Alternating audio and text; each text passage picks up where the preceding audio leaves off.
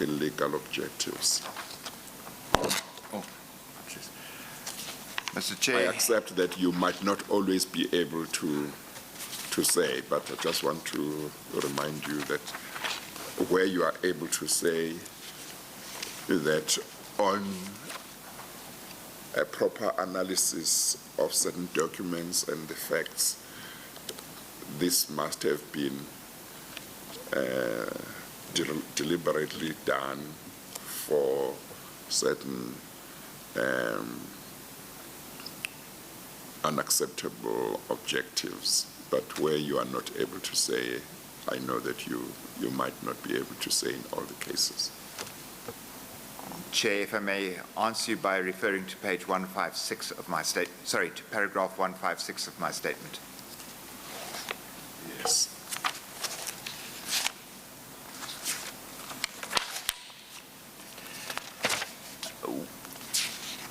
Through a lengthy process. At page 37? Page 37. Thank you. I said I will cover the following to support my contention that the evaluation process was flawed. First, prescribing the role of TE as a subcontractor when it was not supported by the documentation. Secondly, using the prescription of TE as a mechanism to adjust the price for evaluation. The third element, inconsistently applying the prescription of TE across the bidders. In answer to your question, those three elements, in my opinion, demonstrate a pattern of events which favored certain bidders. I do not believe that they can be characterized as mistakes. To me, and in my opinion, they demonstrate a pattern of events. No, thank you. And before we leave that topic, I interpret from what you have stated that what is presented in the memo is a misrepresentation of the actual cost of the acquisition of the locomotive. And that is point 4 that I made in that one. As a consequence of the above, the BAFO prices presented to the 1064 Locomotive Steering Committee, and by extension we have seen how they have been taken forward, but the variations were not a true reflection of the real cost of the locomotive. And the element that is deducted from the cost, whether in the BAFO or in the original bids, to present a misstated BAFO will only in the future or in time creep back into the cost for the real cost of the locomotive. On the electric locomotives, what was removed as the BAFO, as the impact of TE, is later added back into the evaluation, into the cost structure of the locomotive. That is the case for the electric locomotives. I do not see the same pattern for the diesel locomotives. Noted. Thank you. Have you covered everything you wanted to tell the chair about as regards the BAFO not reflecting the true cost? Is there anything outstanding? You have? I'm comfortable. Thank you. Because you now jump to 2018. This is after 2014. Yes. Before we get to 2018, after this process and the submission of the BAFO, and before January 2018, did you have anything further to do with this process of acquisition? Were you engaged in the process of acquisition in any form or manner? No. No. No. As you indicated, your paragraph 193, you performed a financial analysis in January 2018. Yes. And you explain what information you had at your disposal at the time and the assumptions you had made. Correct. You deal with, then from 195, the January 2018 price validation. And firstly, is that flowing from the financial analysis you had performed? No. No. I was asked to perform a financial analysis in January 18. Yes.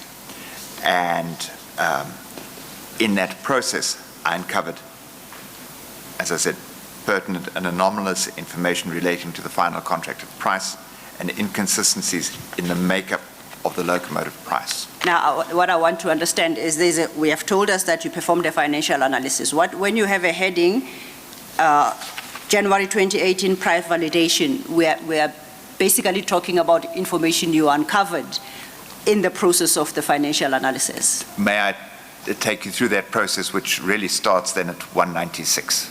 Before you get to 196, you used two concepts here. You said you conduct a financial analysis at 193. Yes. Okay.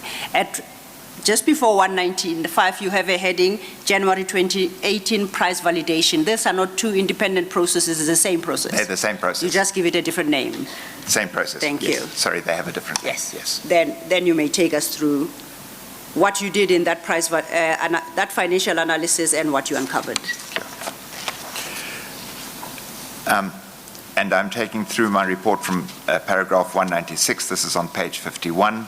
Yes. That in January 2018, I was approached by Ms. Nomfuyo Galeni and Mr. Gary Peter to assist in reconciling the 38.6 billion, which was posited by the business case, to the 49.55 billion, which excluded options and contingencies, which was finally contracted for the 1064 locomotives. And this was shortly after the publication of the Werkman's report, and Transnet, as I understood it, wanted to develop a formal response. I think it has been recorded elsewhere and many times that the Werkman's report was considered inconclusive. Yes. And there were 2 points to that. I was part of a team that primarily comprised Messrs. Yusuf Laher and Mohammed Mullah, an executive manager of finance, and others participated in a secondary role.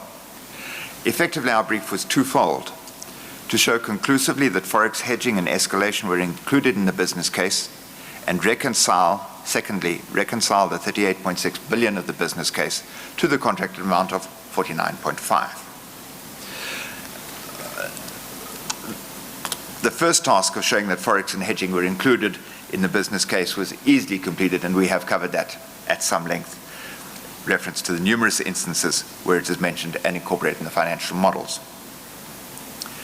I just comment as a personal observation that the business case may have been better served if we had clearly indicated in the business case that the assumptions around forex and hedging had been clearly identified, rather than requiring a detailed reading of the business case. But that's purely a personal observation. Mm-hmm.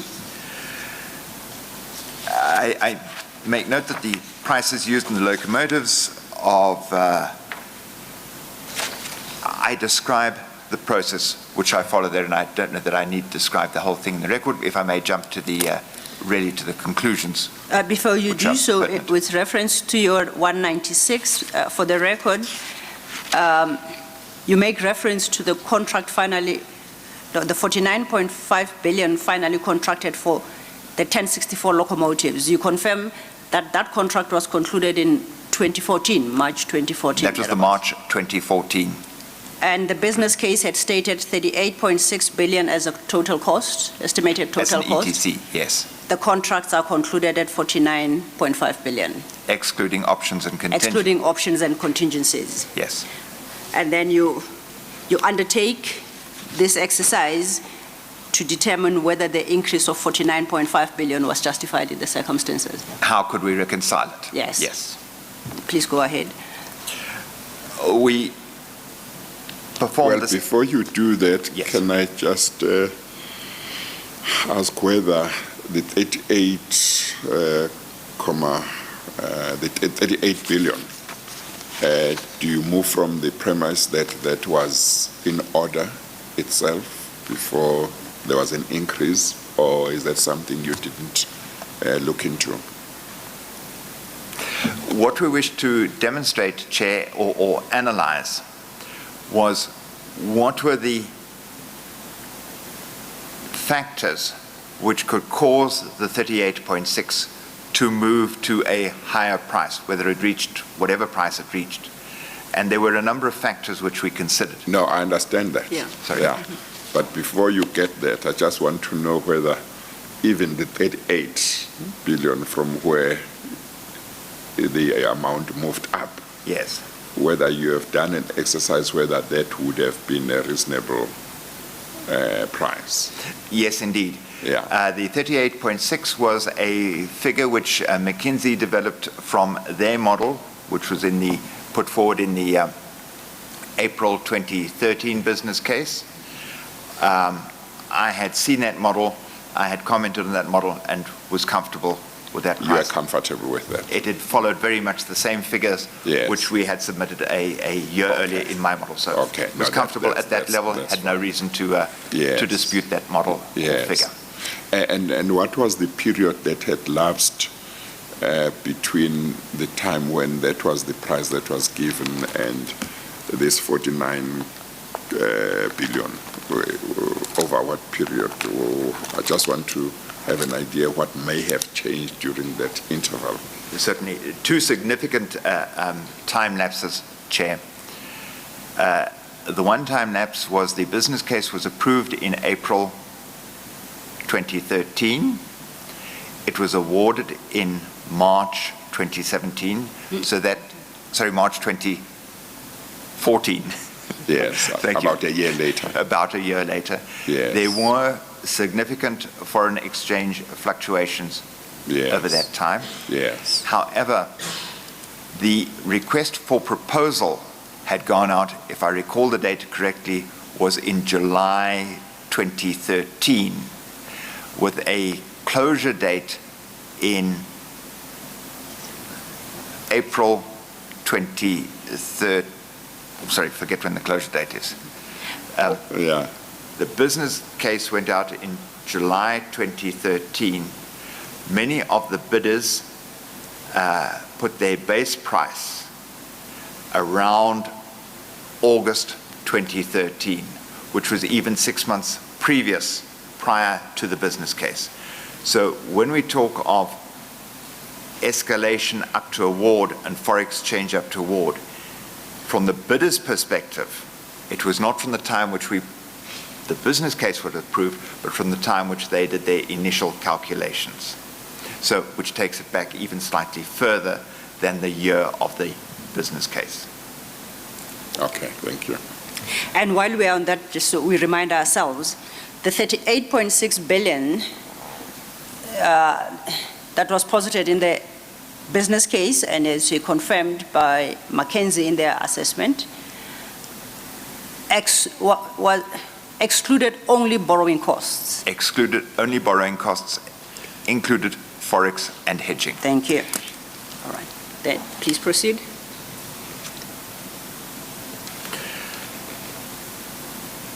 The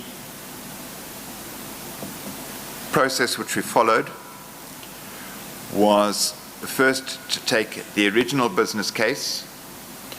We created a model which replicated the McKinsey model with a high degree of correlation, because the McKinsey model did not lend itself to this incremental analysis.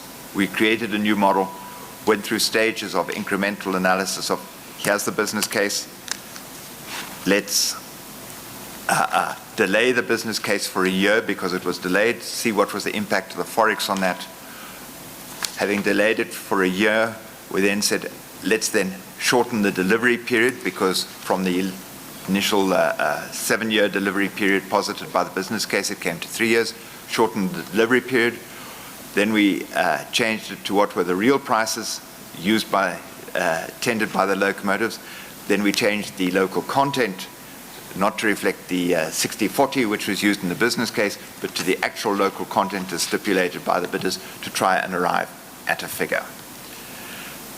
But long story short on this, in retrospect, and I make this point, those calculations were flawed because as a going-in position, I used the figures which were presented in the BAFO, in these memos, and have just indicated that those were not the real prices of the locomotives.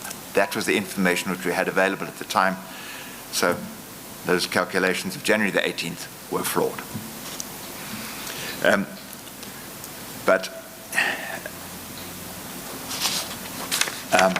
in that, at that time, I became aware of two spreadsheets. I've called them the March 17 negotiation spreadsheets. One deals with diesels, one deals with electric locomotives. Before we get to the spreadsheets, Yes, and the chair has noted that at the time you did this financial analysis, you worked on the wrong buffer. correct. But notwithstanding, on your calculation,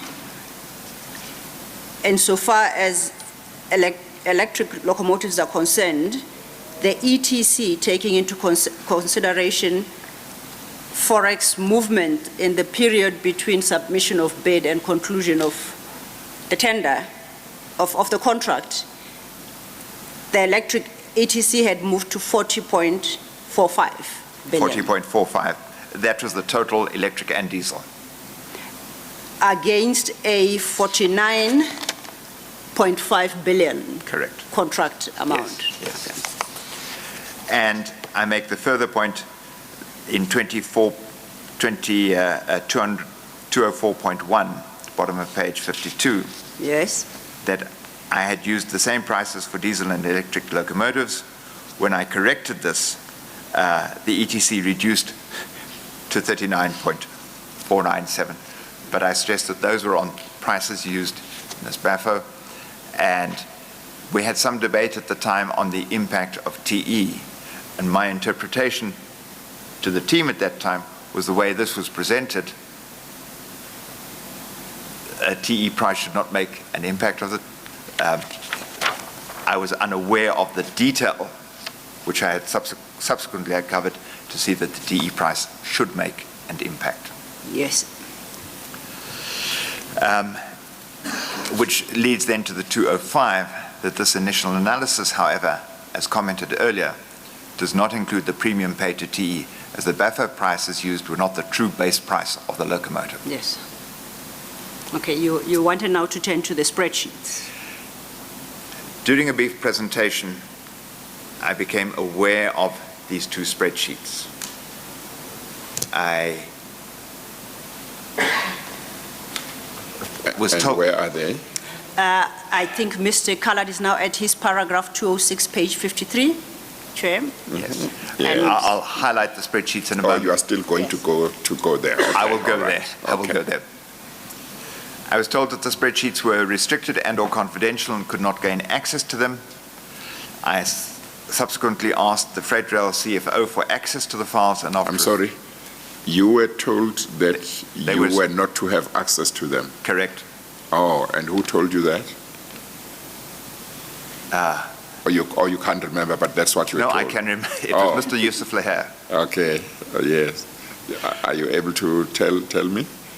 Well, he said they are restricted. Sorry, Mr. Callard, I think the chair missed the name. You Yes, did provide a name. name. Mr. Yusuf Leher. Oh, Thank okay, okay.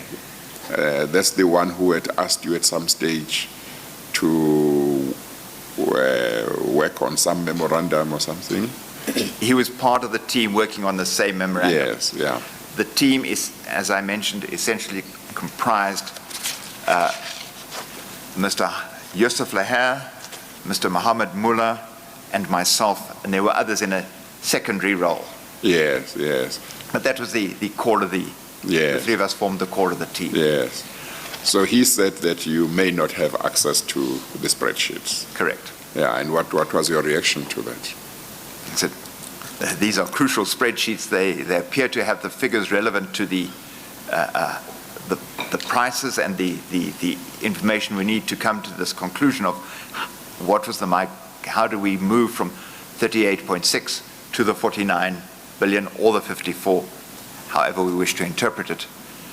And This is still at that time? this is in January 2018, February 2018. Oh, okay, Yeah. all right. This is part of when I was called back to do the analysis. Oh, okay, yeah, yeah, after the event.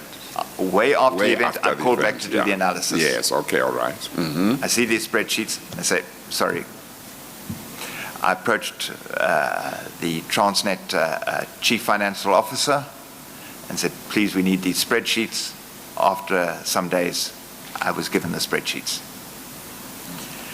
By that time... And who was the Chief Financial Officer at the time, 2018 January? That was Ms. Nomfuyo Galeni. Okay, all right. So you got the spreadsheet? Got the spreadsheets. Yes.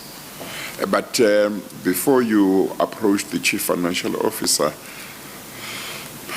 what justification did Mr. Lahe give to you for saying you may not have access to the spreadsheets when you were part of the team?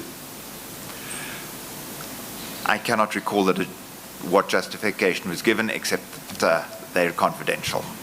Okay. All If right. there was a further justification, You are not aware of what it was? it escapes me. Yes. Okay, thank you. Thank you, Chair. When I received the spreadsheets, and they are put here, could I skip 207, please, but go to 208? We're at 208 of your statement, yes. 208 of my statement.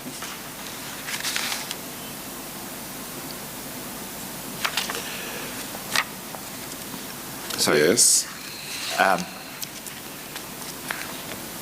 may I backtrack? Apologies, I have to backtrack to my statement, and I need to go to... Yes. Yeah, that's what I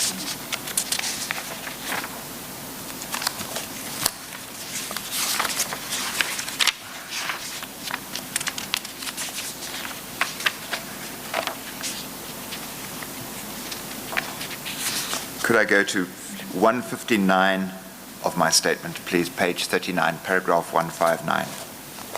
Okay. And that's at page 39? Page 39, paragraph Yes. 159. Yes.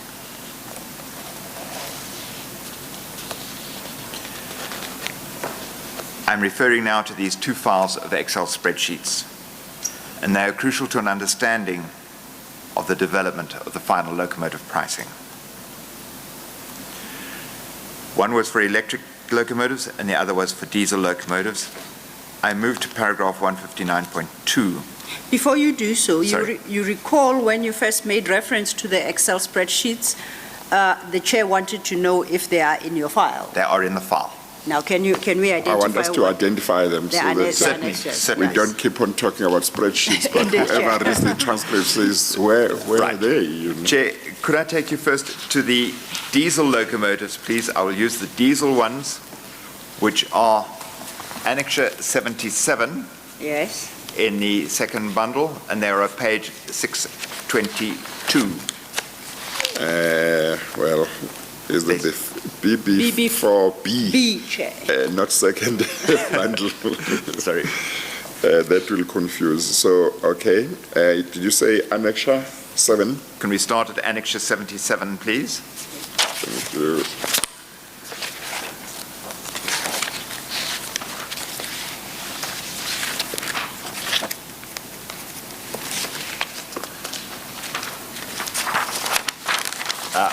Is there?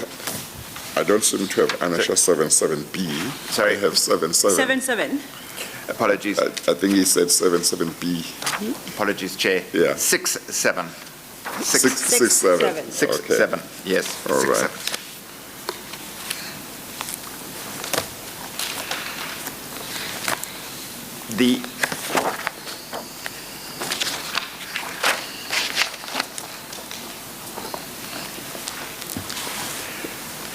The Is annexure, that one of the spreadsheets? that is one of the spreadsheets. Yes. The diesel locomotives are covered under 67, Annexure 67, 68, 69, 70, and 71. Because they have various worksheets in the file, and the various worksheets have a significance to them. If I could take you through, please, first to Sorry, Mr. Khaled. Yeah. And again, for record purposes. Yes. Now, in response to the question whether or not you have the Excel spreadsheets in your record, Yes. You have referred the chair to Annexure 77, and you say that's in respect of the diesel locomotives. Annexure, 67, my apologies. yes, That's in respect of the diesel locomotives. correct. You then just mentioned other annexures. Should we note that they also are spreadsheets, Excel spreadsheets, and that they relate to the diesel locomotives? Or what point were you seeking to make? Oh, I was going to go through, let's record all the spreadsheets first. Okay. Then That we way. have the spreadsheets for the electric locomotives, which go from Annexure 67 to 72. But are we done with the spreadsheet for diesel locomotives? No, I was just going to bring them all into the record, but I wanted to take you through the annexures, through the spreadsheets themselves. Okay, what I thought you would do is to first say to us, the spreadsheet for diesel locomotives is found from page so-and-so to page so-and-so. If it's more than one spreadsheet, you say they are found, those for diesel locomotives are found from that to that, and then we go to the ones for electric locomotives. Is that convenient to you, or is that inconvenient? No, very convenient. I'll Okay. try and follow that. Okay. Mr. Khalad, perhaps if I may assist, you have done precisely what the chair requested, your paragraph 1591, if I read it correctly, at page 39. You do indicate there that you attach annexure 67 through to 72 as worksheets for the electric locomotives, and from annexure 73 through to 77 for diesel. Is that correct? Correct. Yes. Okay, so it is there in the statement. What Yes, remains is Chair. just so that when one goes through the annexures, maybe one can make a note so one can see them without going to the statement. But one can find them. It's okay. It's not a problem. Okay. So Yeah. we have located which Excel spreadsheets relate to which acquisition, Yes. Yes. as per your 1591. Yes. Okay. I would also add that and then turning through to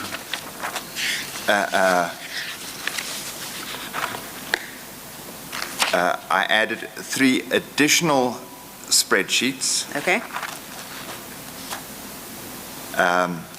which are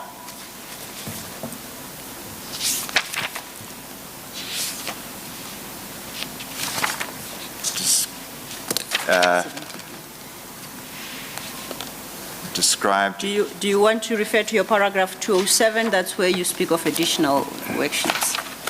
Thank you. Thank you. Yes.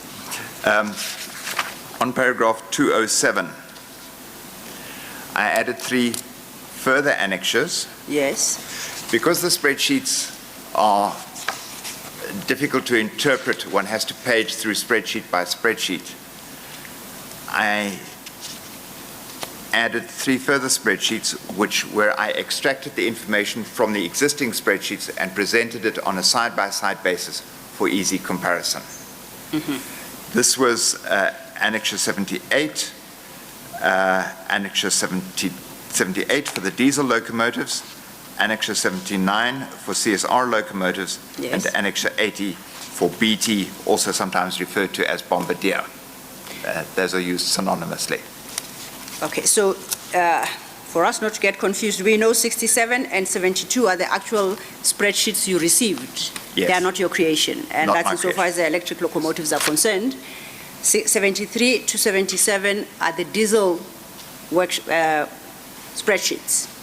Yes, You take both sets of spreadsheets and then you create annexures 78, 79, and 80. correct, And that is just for ease of comparison. correct. Okay.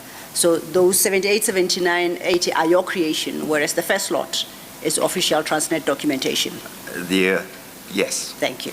I may add that on the official Transnet documentation, you might find occasionally some arrows, which I have pointed to highlight where some figures go to the other, but the numbers are unchanged. Okay. All right. We found out, we've got our bearings now. You may take us through them. As an example of the, or for the diesel one, and I would like to start with the diesel first, please. Okay. Which is now negotiation. Are you going to the spreadsheets now? I'm or- going to the spreadsheet, Okay. and I would like first just to illustrate why the spreadsheet is important. And I would like to take us, please, to media.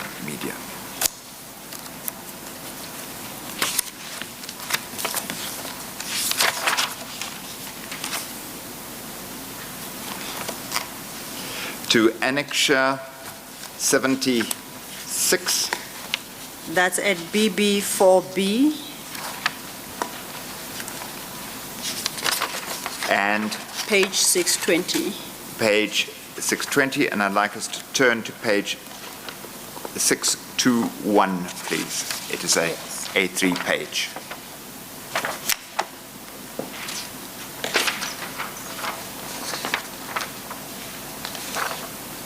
Six two one. 621. Yes, sir.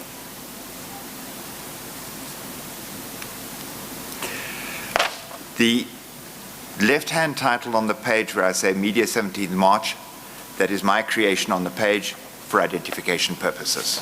Okay. I've extracted that to print. On the left-hand side of the page, the print negotiations, diesel 17th of March 14, that is also my creation on the page to reference it, to reference the printout of the page. But immediately below that, it has award of 465 diesel locomotive contract. This one is entitled Media. This was what was given to the media as the result for the award of the tender.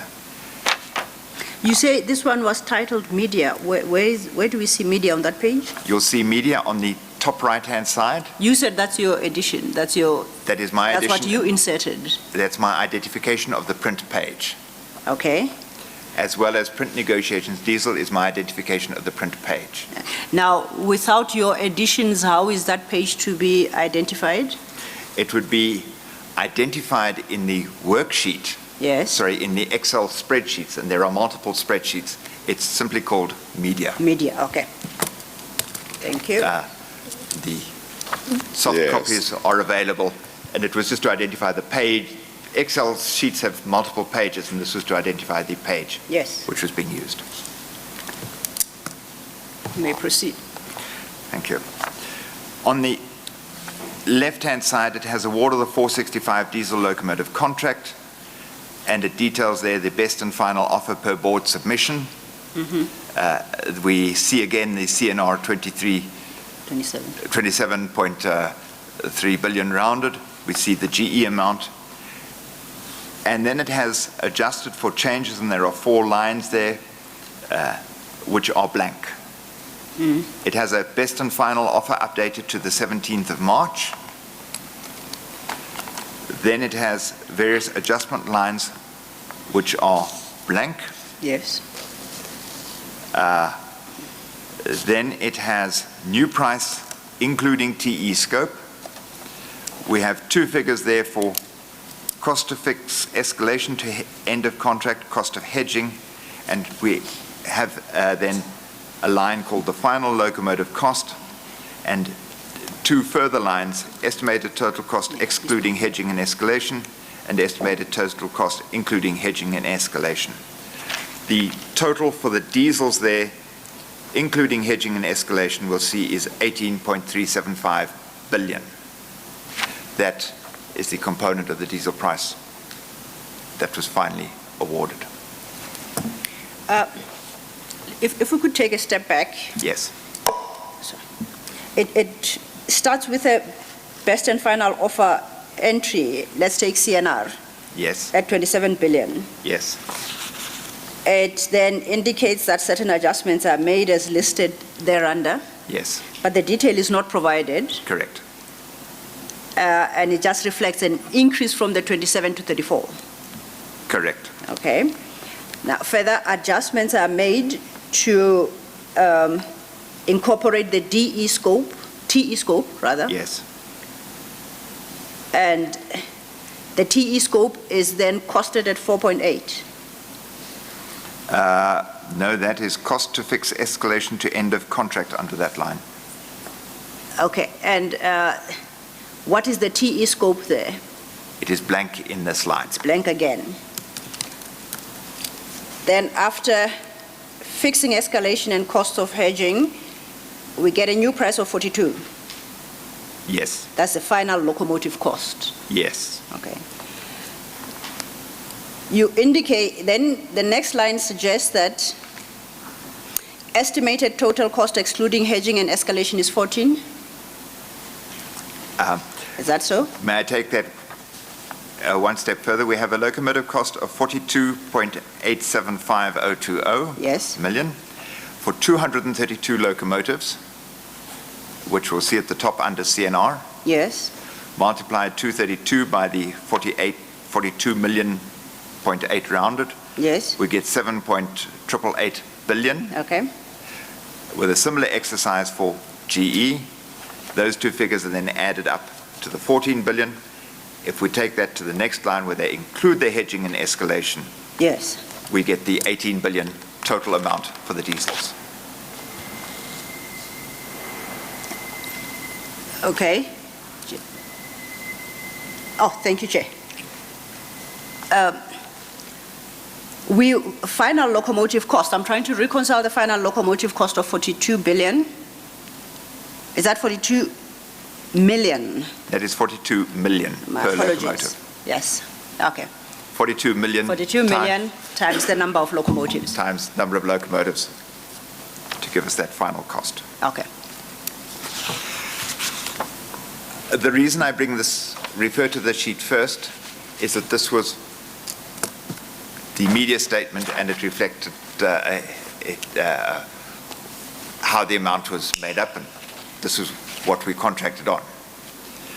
If I may take us... if I may understand, so what was communicated to the media is that the total cost of acquisition of the diesel locomotives is 9 billion. Is that a correct understanding of that? 9 billion for CNR. That's what's communicated to the media? That's what was communicated. Okay. May I be very specific? I cannot state categorically how it was communicated to the media. It's called the media sheet, but certainly internally this was how we received the makeup. Okay. Yes. If I may then go back one annexure to annexure 75, Still in BB4B. still in BB4B, Oh, what page again? 616, Chair. 6. 16. That's where 75 starts.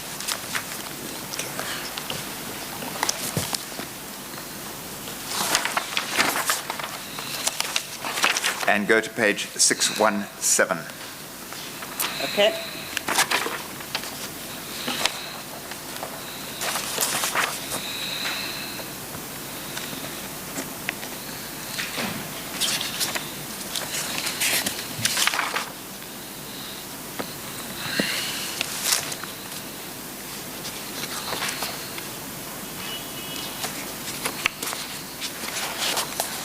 And before you deal with the content, are we correct to say top right corner, the word negotiations is inserted by you to assist in identifying the name of the file? Correct. And equally so, the price print negotiation diesel 17 March is also your addition for Correct. purposes of identification? Correct. Okay.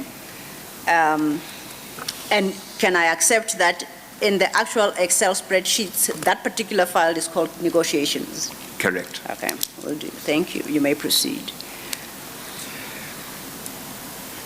If we may look at the table on the bottom left-hand corner, it's called latest offers, and we'll see it has a line called BAFO, Yes. and we have various lines going down there, right to the very last line, colored in green, and it has a price there under CSR of 42.875020, which agrees with the figure which was in the media file, which we Okay, have just referred to. And similarly for the General Electric locomotive. okay. The 36.174 or so. Correct. Okay, What is now apparent from this, or what comes from this, is we now have an indication of the breakdown of the prices. okay, Those elements that were missing from the media statement are now on this sheet where they talk to, and I read from the top one, we have BAFO, 2, the exchange rate impact on the loco, escalation up to signature date, warranty stroke SD bond cost removal is the third line, yes, fixed cost forex adjustment on other items, and batch pricing adjustment. yes, Recall, we'll go into the batch pricing in a moment. We then get a new price. Then we add cost of new TE scope. So we have another addition of TE scope here. yes, A discount. Price to fix the TE scope, including escalation and hedging going forward. And then cost to fix escalation going forward. okay, This sheet now gives us a breakdown of how the various elements of the price, and would explain the makeup of the price.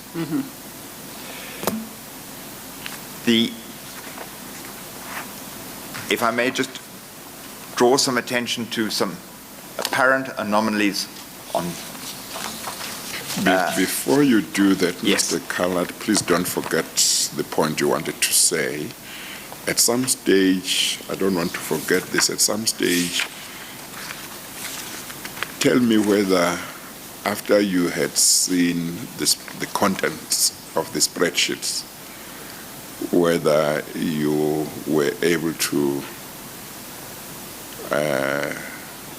deduce what the reason was why Mr. Lahe said you should not have access to it, or that it was confidential. You don't have to deal with it now if it's not convenient, as long as at some stage you deal with it. I'm happy to deal with it now, Mr. Chair. Okay, okay. From what we have here, there is one point I would make now. This gives us an indication of the breakdown of the prices, which is what, in fact, we were tasked to achieve. How did we arrive at these final prices? I will jump to a final point in my statement that I was disappointed that Mr. Lahe did not share this, because with this information, why did we have to go through an exercise? But from perusal of these spreadsheets, and particularly here, one picks up a number of anomalies. And I would take one through those anomalies, and perhaps those anomalies are problematic. Okay, well, I'm interested in hearing whether the conclusion you are able to make, or the conclusion you are able to make, is that the reason why he may have not wanted you to see the spreadsheets was some illegitimate reason, because the spreadsheets would give you information that he didn't want you to know. So, but as I say, you can deal with it later if that's convenient. But if you want to deal with it now, it's fine. Your question, Mr. Chair, I would not like to say what was in his mind as to why he did not want to give it to me. But what I can certainly, that's fine. Yes. What I can certainly say Yes. is that the information contained in these spreadsheets It's highly relevant. is highly relevant, and the workings that we deduce from the spreadsheets, I've been working back from what was negotiations, from the media statement to negotiations. There are earlier statements of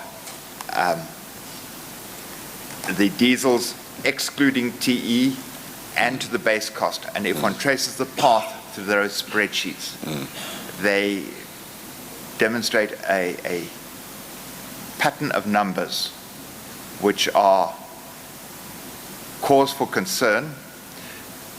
They show in the spreadsheets elements or unexplained variations in the foreign exchange amounts. I would show that those unexplained variations in foreign exchange amounts influence the prices which have been reflected. Equally, in the final price of this of which we have seen here, if we were to accept the foreign exchange amounts which they have here, then the local content, the award does not meet the local content if the foreign exchange amounts are reflected here, but there are, one can see how in areas the foreign exchange amounts have been brought into these final escalations. Thank you. And if I may just... Mr. Khaled, yes. Before you go into the detail yes. of that spreadsheet, yes. If I may follow up on the chair's question and yes. perhaps ask this question. Having had access to the spreadsheets and been able to analyze them and understand them, yes. Are you of the view that you were originally denied access thereto because there was an intention to conceal precisely that which you subsequently established? That is my interpretation, yes. Thank you. That is my interpretation. You wanted to take us to the detail of the table then? If I may But, just... I'm sorry. Yes. You wouldn't know, would you, whether that you shouldn't have access to these spreadsheets was simply Mr. Lahaye's decision, or whether he was just carrying out somebody else's instruction that certain people mustn't see, certain people, including you, mustn't see these spreadsheets? I cannot say whether it was his decision or an instruction. I can't say, Mr. Chair. Okay, thank you. Thank you, Mr. Khaled. If I may, just on page 61,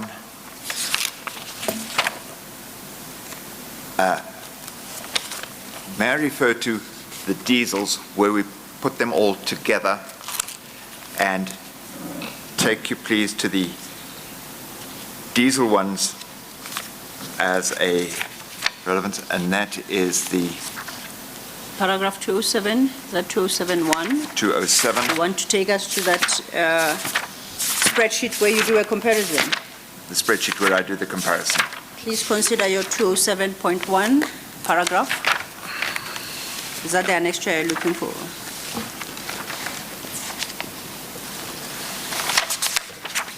.207.1 of the diesel locomotives, Annexure 78. Okay.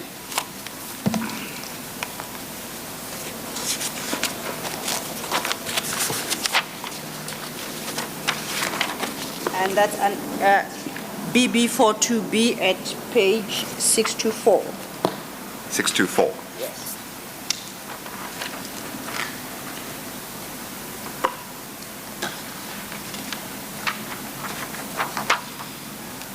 And I'm looking at page 625. Okay, we go over lift to 625.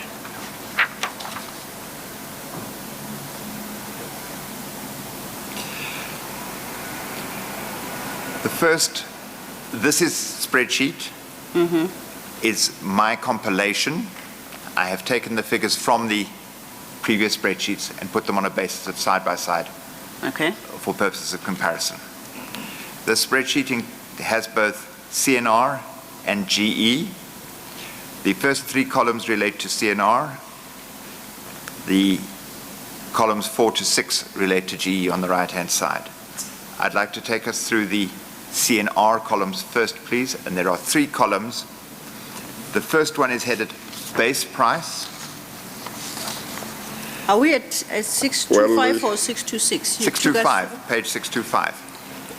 Well, the first column, would it not be the big one, which doesn't have base price, and then, or you would say the first of the smaller columns? First of the smaller columns on page 625. Okay, all right. Apologies. Perhaps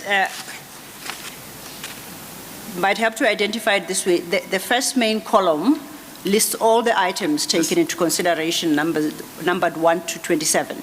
Yes, Okay, so all that will be applicable across the spreadsheet. across the spreadsheet, correct. Then when you speak of first column, it's this, actually this physically the second column. First or first small column. First small column. Yes. Headed base price, that's your first column. The first small column is headed base price, Okay. bidder 1 CNR.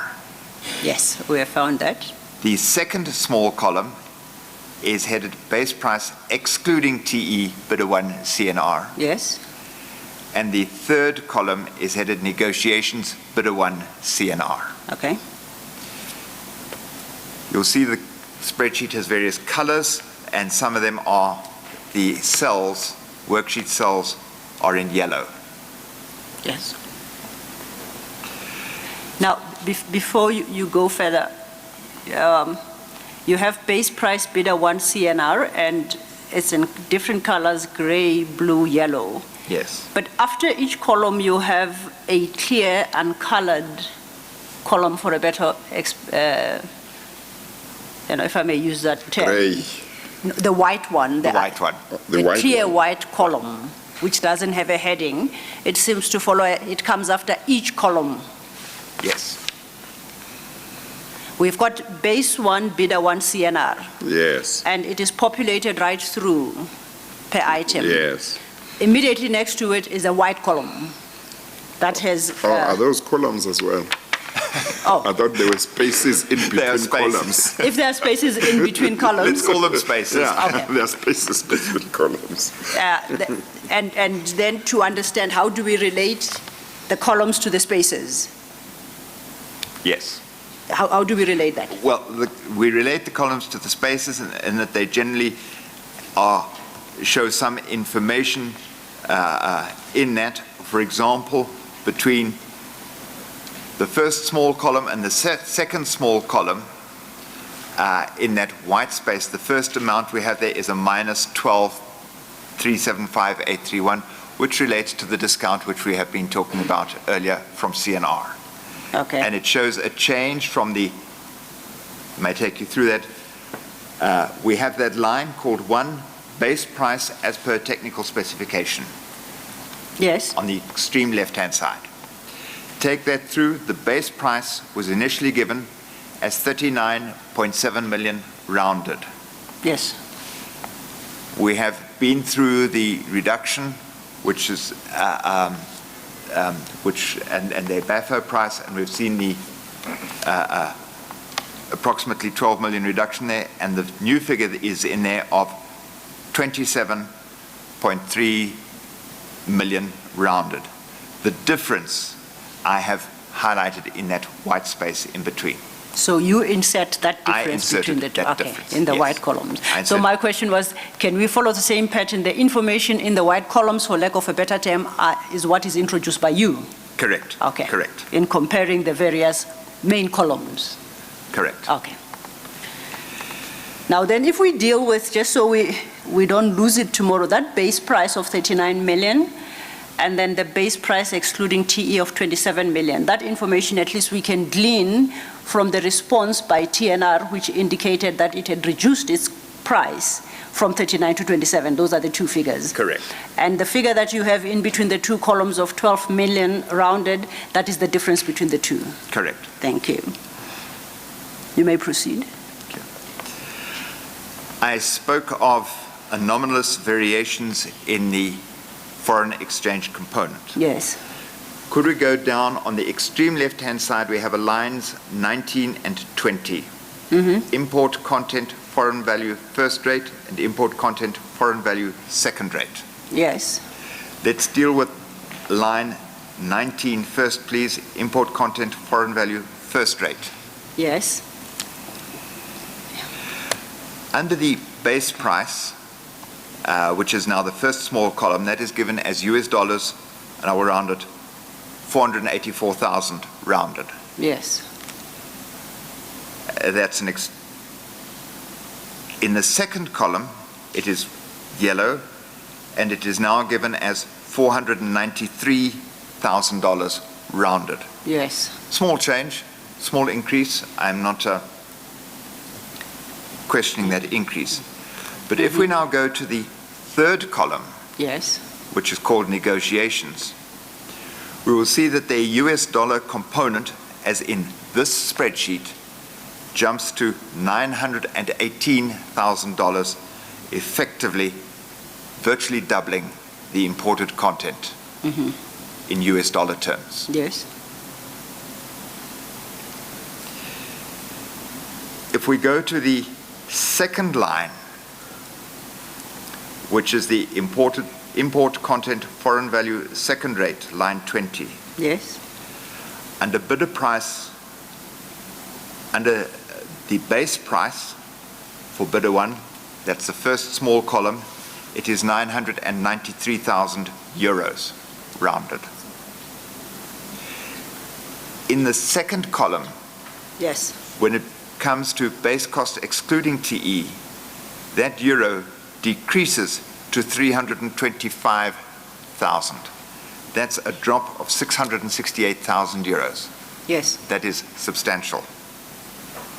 Yet, when we go to the negotiations column, the euros now increase to 774. Yes. I just draw the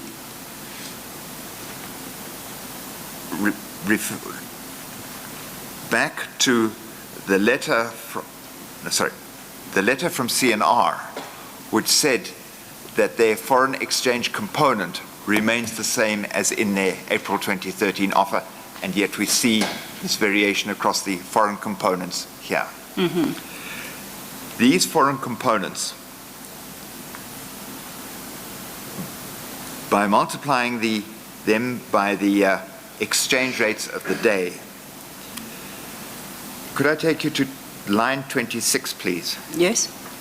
Line 26 in this first small column is 2.7 million rounded. And just for record purpose, line 26 is headed additional cost to add to base price. Yes. That 2.7 million is a function of the United States dollar rate times the exchange rate of the day, which we see up there as first exchange rate used by bidder line 14. Yes. Added to the import, the line 20, the import content foreign value, the euro value, times the euro exchange rate applicable, which was in line 15, second exchange rate used by bidder euro. Yes. Effectively, one takes United States dollars, times it by the exchange rate, the euros, times it by the exchange rate, add the two together, and that gives us the additional cost to add to the base price. And what line 14 tells us is that the rate, the US exchange rate at the time, and for bidder 1, used a 9 to the dollar exchange rate. Correct. And that is. And at line 15 gives you the exchange rate for the euro at 11.86. And then it changes to 12 and 12. And then it changes during base cost excluding TE to 9. The US exchange remains the same. The EU exchange rate changes to 12. Yes. That's lines 14 and 15. Yes. Okay? Where in those columns the currency is not written, what must we take it to be? Sorry. Where the figures do not indicate the currency.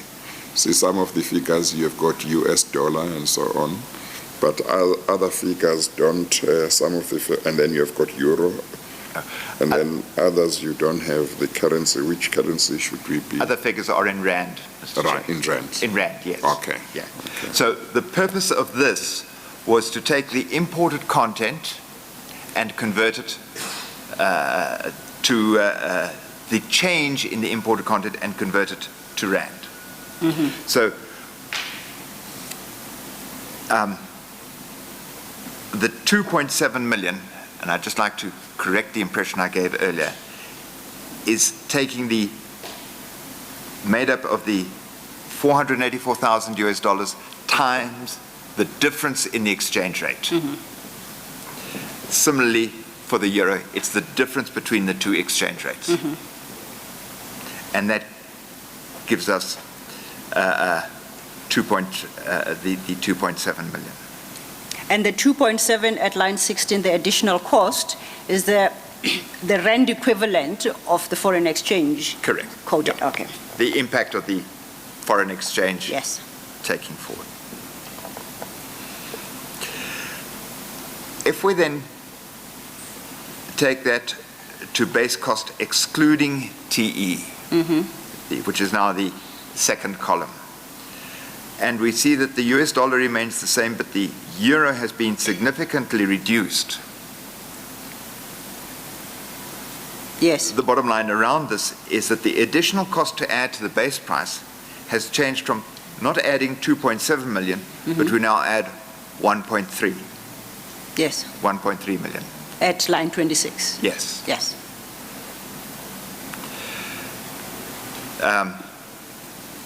I would show later how I believe this figure is in fact taken into the evaluation calculations per se. Okay. But going to column 3, where we now see this significant increase in the foreign exchange components. We've seen the US dollar go to 918,000 and the euros go to 774,000. The additional cost to add to the base price now increases to 3.7 million. Yes. You will see there's an arrow touching on the 3.7 million. Now, before you get to that arrow, let's look at the additional cost as reflected in line 26. Base price is 2.7, and we take that base price to be as at the date of submission of the bid. No, that is now, the first base price was normalized to the 11th of February. The 11th of February, what 2013. date? This is 11 February That is the green column. 2013. Yes. If we look at that movement under base cost excluding TE, and what period was the TE being excluded? Was that in That one would have been January 2014. 2014? January 2014. And the negotiations column? Negotiations column should correctly be around the time of the negotiations, March 2014. Thank you. You wanted to deal with the 3.765130 item 26 under negotiations. Yes. Yes. If we turn over to page 626. Yes.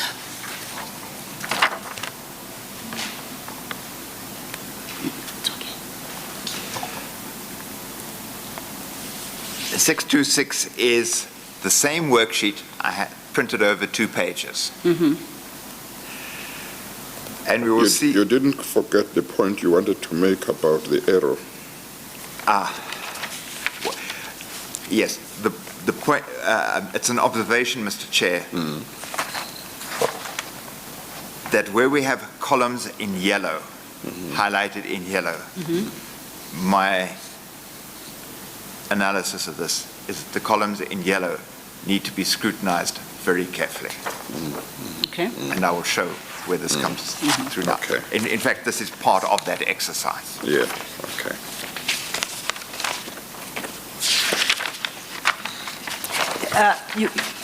Before we dated, or we provided dates to these various columns, you had indicated there's an arrow that leads to the 3.65 odd at line 26 under negotiations. Yes. And the chair was just reminding that you are moving on to that point now. Yes. You haven't forgotten it, please. Go. Thank you. So if we, I think he has just dealt with it. yes. Yes. Okay. It was back, it was the error at page 625. 625. Yeah, and he says where there is yellow in the columns, it means that those figures need a lot of scrutiny. In-depth interrogation. In-depth interrogation, and what we are doing is part of that exercise. Okay. I hope the chair and Mr. Khalad are not talking past one another, but it shall become clarified soon. I have a sneaky suspicion that they are, but No. I think we understand each other. no, as long as you understand each other, Chair. But we don't want to leave you behind. I'll try and Sorry, catch up. Counsel. I'll play catch up. Mr. Khalad. Okay. So, to recap, Yes. on page 625, Yes. near the bottom of the page, we have additional cost to add to base price. Yes. With the top of that arrow, 3.765 million. Yes. If we turn over to page 626, Yes. there are two columns there. One's headed CNR and the other headed GE. The CNR one is in the center of the page. Yes. The CNR column, again, gives the same breakdown of the price as we have seen earlier in negotiations and the media. As set out in the total cost at the bottom, we have 42,875 million for a CNR loco. Yes. At the top of that column, we see that arrow coming down again, and it comes up to 3765. Yes. And if we look to the left-hand side, we'll see that's the exchange rate impact on loco. Yes. That's the exchange rate impact on the locomotive up to the time of award. If that is exchange rate impact of the loco at 375 million up to the time of the award, and it is now included this total makeup of the price. And we turn back over the page, and I've highlighted what I believe to be unexplained variations in the foreign content. This brings for me this 375 into question. Mr. Chair, I use this as one example because I find this type of inconsistency across many of the spreadsheets, but I highlight this as one key example of this. May I then return back to page 626? Yes. And by way of illustration, if we were to assume that the GE and CNR locomotives are relatively similar, they are both diesel locomotives of equivalent power and output. On page 626, you will see cells marked in beige, a deep beige, a light brown. And I've highlighted that as a percentage of BAFO. And I make the comment, there is a wide variation in percentage increases on the BAFO prices, which is unusual. We compare a base GE price of 24 million rounded with a base CNR price of 27 million rounded, and we've seen that. Yes. Yet, one would, on the reasonable assumption that the local content or the foreign content of a locomotive may vary by 1 or 2%. Not to say that everybody will be exactly the same. But the exchange rate impact on the BAFO of CNR is of that 3.7 million we've been talking about. Yes. That is 13.8% of the BAFO price. Similarly, for General Electric, it is 8.23%. That is, I contend, that's quite a variation. If we look at the escalation up to signature date, now escalation is the South African escalation with the imported escalation. But given that the imported escalation, as we have mentioned in the business case and elsewhere, that's pretty stable and flat, and we've said 2%. The escalation up to signature date for CNR of that 3.4 million is 12.8%. By comparison, the GE escalation as recorded here, and please, I'm making no assumption that these figures are correct. I'm purely saying what is recorded and what is shown as makes up the price. The GE escalation is 2% effectively. that difference is significant. Yes. You said you make no assumption. I thought you actually do make the assumption that they are correct. Otherwise, you can't do the exercise. The figures are what are reflected into the final price, because these are the final prices. Yes, but what you mean is you haven't gone behind that to check if they are correct. I have not gone behind. You actually assume that they are correct. You said you don't assume they are correct. You said you make no assumption that they are correct. I have not, yeah. Mr. Chair, we have not been able to get behind these figures. Yeah, so you assume that they are correct. Yeah. Or am I misunderstanding you? If you haven't checked whether they are correct, but you work on the basis that they are correct, we would say you assume that they are correct, isn't it? Or am I missing something in what you said? Let me just say, Mr. Chairman, the figures as presented Yes. show significant and unexplained variations. Yes. That's the point I would make. Okay. Yes, you make a conclusion on the basis of the figures as they are presented. Yes. Whether they are correct or not, you don't know, but what you can justify is your conclusion. Yes. Yeah. Yes. So then I think we understand each other, Mr. Capt. when you deal with that page, the two columns, and I take it now we understand the two columns are the one headed CNR and the other headed GE on the right. Yes. Those columns and the white space in between. The white spaces doesn't count. No, Chair. This time it's not a column, I can tell. The information contained in the respective columns is derived from the documentation. You have uplifted it as it is.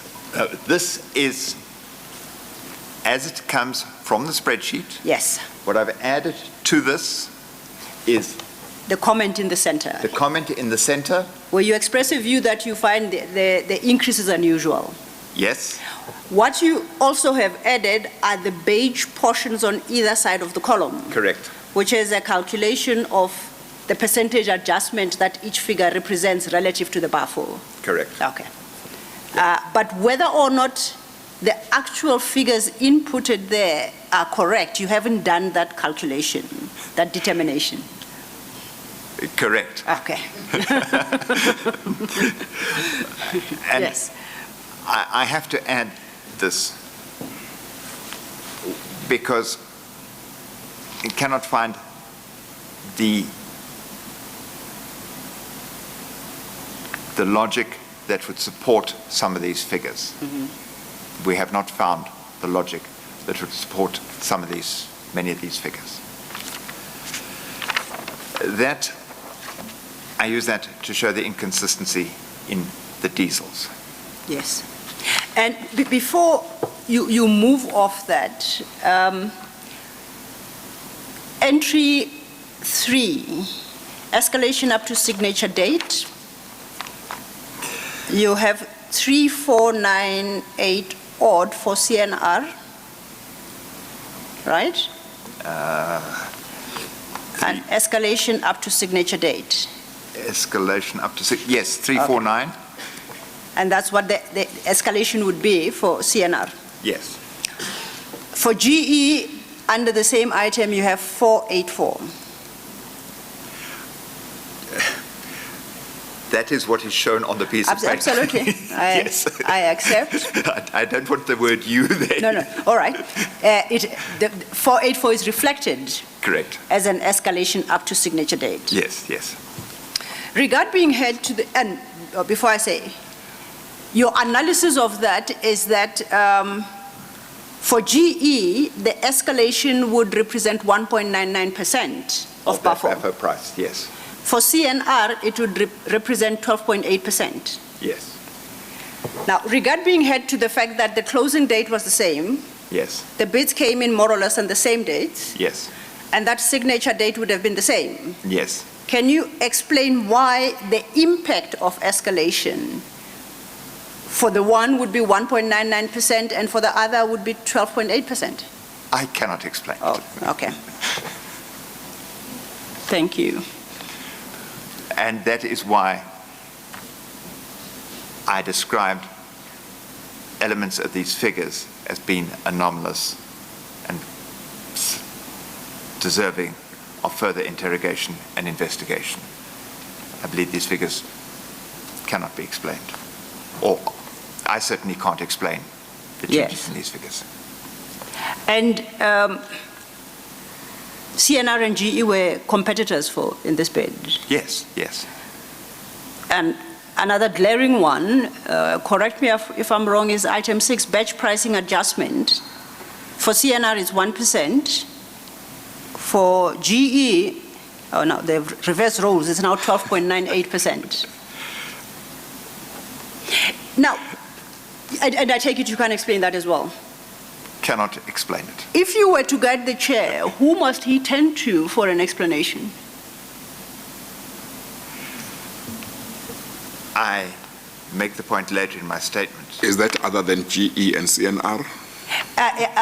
Other than GE and CNR, it is those who inputted these figures into the Excel spreadsheets to try and explain to us why this anomaly. To whom would you suggest we turn? May I refer to para 211.1 of my statement? Say the number again, please. 211.1. Okay. Top of page 56. We're at 56, at the top paragraph? Sorry, let me go to 211. 211, please. Bottom of page 55. Okay. Mr. Yusuf Laher is the primary author of these two Excel spreadsheets. Yes. I'm sorry, first you said 211.1. 211. And then we backtracked a bit. 211. Chair, you asked me who should we turn to. Yeah. Or, sorry, Counsel, you asked me who should we turn to. I say that Mr. Laher is the primary author of these two Excel spreadsheets. Yes. He was also signatory to the BAFO evaluation of the 15th of January 2014. It was furthermore a member of the negotiation team for the 1064 locomotives, comprising inter alia Mr. Malechy, Mr. Singh, Mr. Garma, Mr. Peter, Mr. Gianni, Ms. Malechy, and Mr. Piwe Salonga, who is the General Manager, Group Legal Services. But with knowledge of the spreadsheet, and your point, and this was, I turn over to page 56. I was disappointed that the I'm sorry, you turn over to? To page 56. Oh, okay. 211.1. Okay, but have you just made the point in regard to paragraph 211 that it's Mr. Laher as the author of the two spreadsheets that we should tend to? For the detailed explanation, yes. Yeah. I submit that point. Yeah. Is Mr. Laher still with Transnet, or is he no longer? Yes, he is. He's still there? Yes. Okay, all right. Yes, Chair. Okay. Thank you, Chair. And is he one of the witnesses coming, or not? The engagements have been had with Mr. Laher. Yes. We will address the chair as to how, yes. Okay. when, and to present Mr. Laher before you. Okay, all right. in my paragraph 211.1, the Yes. top of page 56, with this knowledge which I've gleaned from the spreadsheet and similar through the electrics,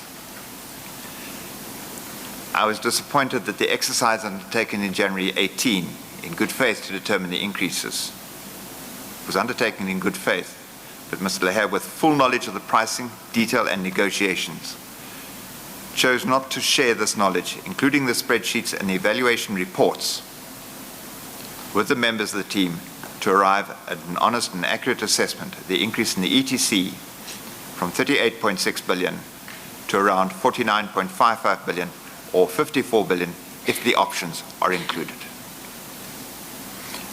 That's Yes. We could explore further the electrics and the like, but I make the point That's a in the point, details. Okay, I'm sorry, I'm trying to understand the reference to in good faith in the second line.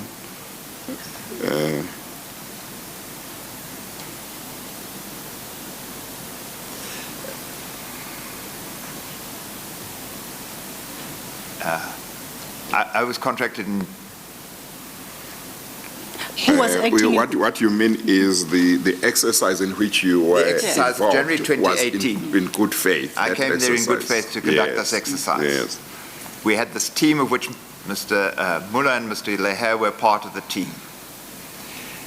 He had full knowledge of the spreadsheet, and I indicated that he yes, did not wish to share the spreadsheet. yes, When I eventually gained access to the spreadsheet yes, and was able to undertake this exercise and see what was Yes, happening, yes. I was disappointed that the Yes. spreadsheet was not shared. Yes, no, that's That's the true. point I was Okay, making, Mr. Okay, Chair. thank you. Now, if we understand correctly, the spreadsheets do demonstrate how the price moves from 38 billion to 49 billion. Yes, Okay. Which is what you were trying to establish. yes. Okay. Yes, and that's why you can't understand why he didn't share the spreadsheets with you. Yes. Mine is slightly different, Chair, is if the spreadsheets Yes. establish precisely that point, what was the point of undertaking the exercise? Because it just takes reference by Mr. Laher to the very spreadsheets at his disposal, and he'll have a clear understanding of how 49 billion is arrived at. Is that not the case? That should have been the case, yes. So there is no further investigation or calculation you had to do to explain the jump from 38 to 49 billion. All that information is in the spreadsheets already. With the... May I paraphrase? I'll like to rephrase that, please. Yes. If Mr. Laher had regard to the spreadsheets at his disposal, would he have had a clear understanding of how the ETC moves from 38 to 49 billion, which is the question he had posed you?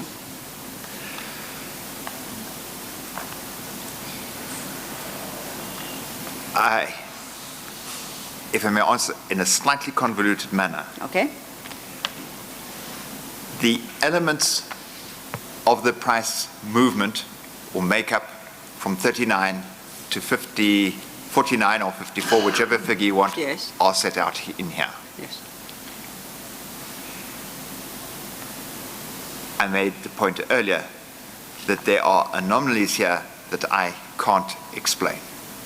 And I believe that very difficult to explain.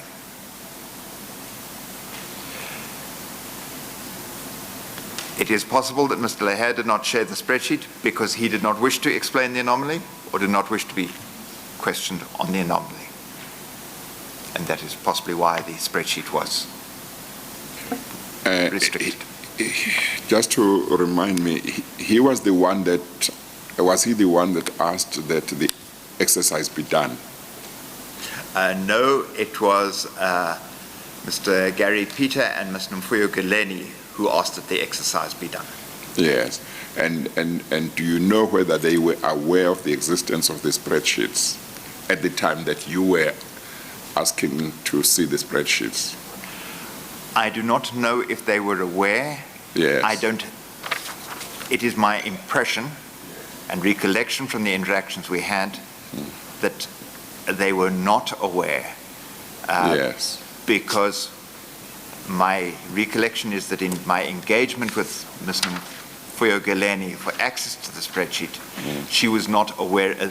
She gave me I was under the impression from my interaction, she was not aware of the existence of this particular spreadsheet. You mean even the chief financial officer wasn't aware? That's the impression you got? That's the impression I got, yes. Yes. Yes. Just to go back to Ms. Silo's question, as I understand it, I think what she wanted to find out, but if he's not the one that asked that the exercise be done, maybe the explanation to her question is that it was somebody else that asked that the exercise be done. But maybe to follow up on that question, if Mr. Lahe understood the spreadsheets the way you understood them after you had access to them, then except for the issue of confidentiality that I understand he raised, then his response when he heard that this exercise was being done should have been, there is a spreadsheet that explains, and share it with everybody. So except for the fact that he might not have wanted you and maybe the others to know about these spreadsheets, that's the reaction one would have expected if he was aware of this and he understood the contents of the spreadsheets the way you understand them.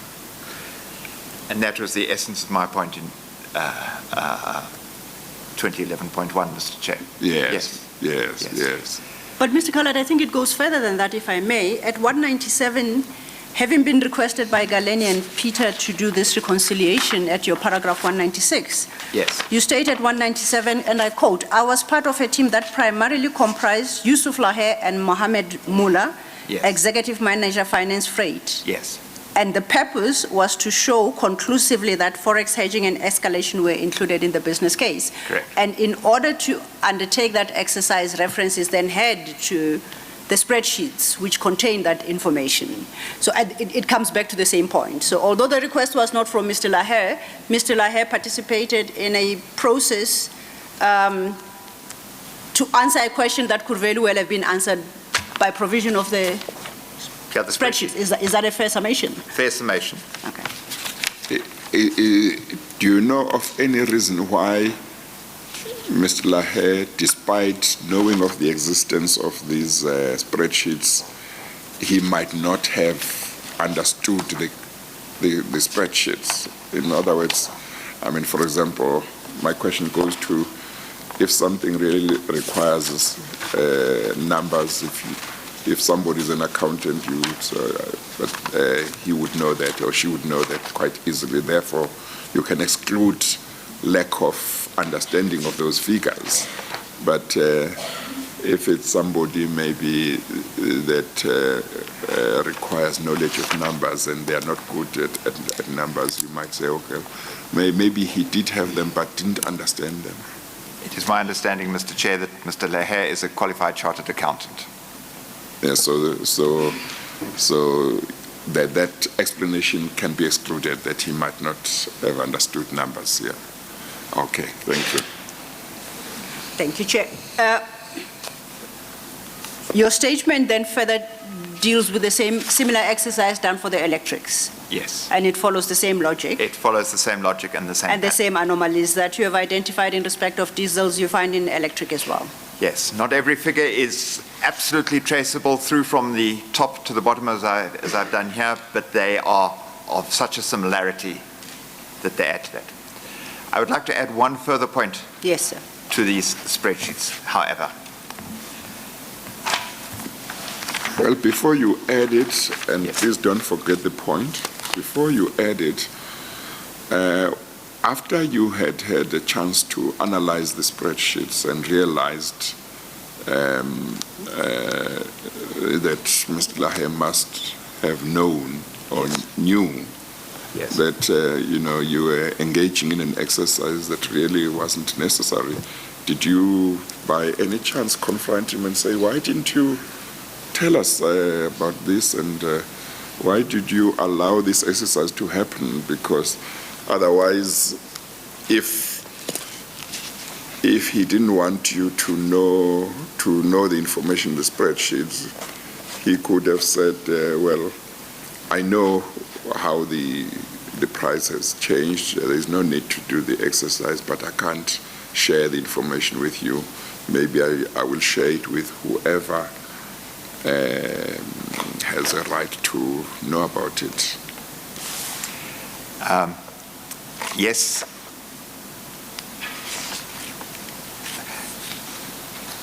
So I would like to. my question is whether you were able at any stage to ask him why do you waste our time?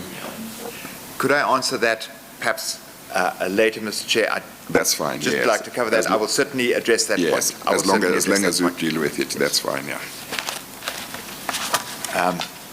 You wanted to point out one other thing in respect of the spreadsheets? Yes, I just wish to turn up a electric spreadsheet. Okay.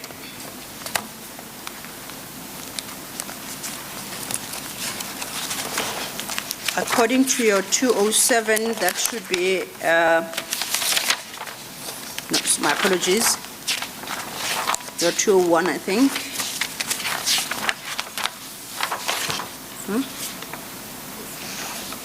They should start at 67 to 72. Is that, are you looking for that annexure? Annexures in that range?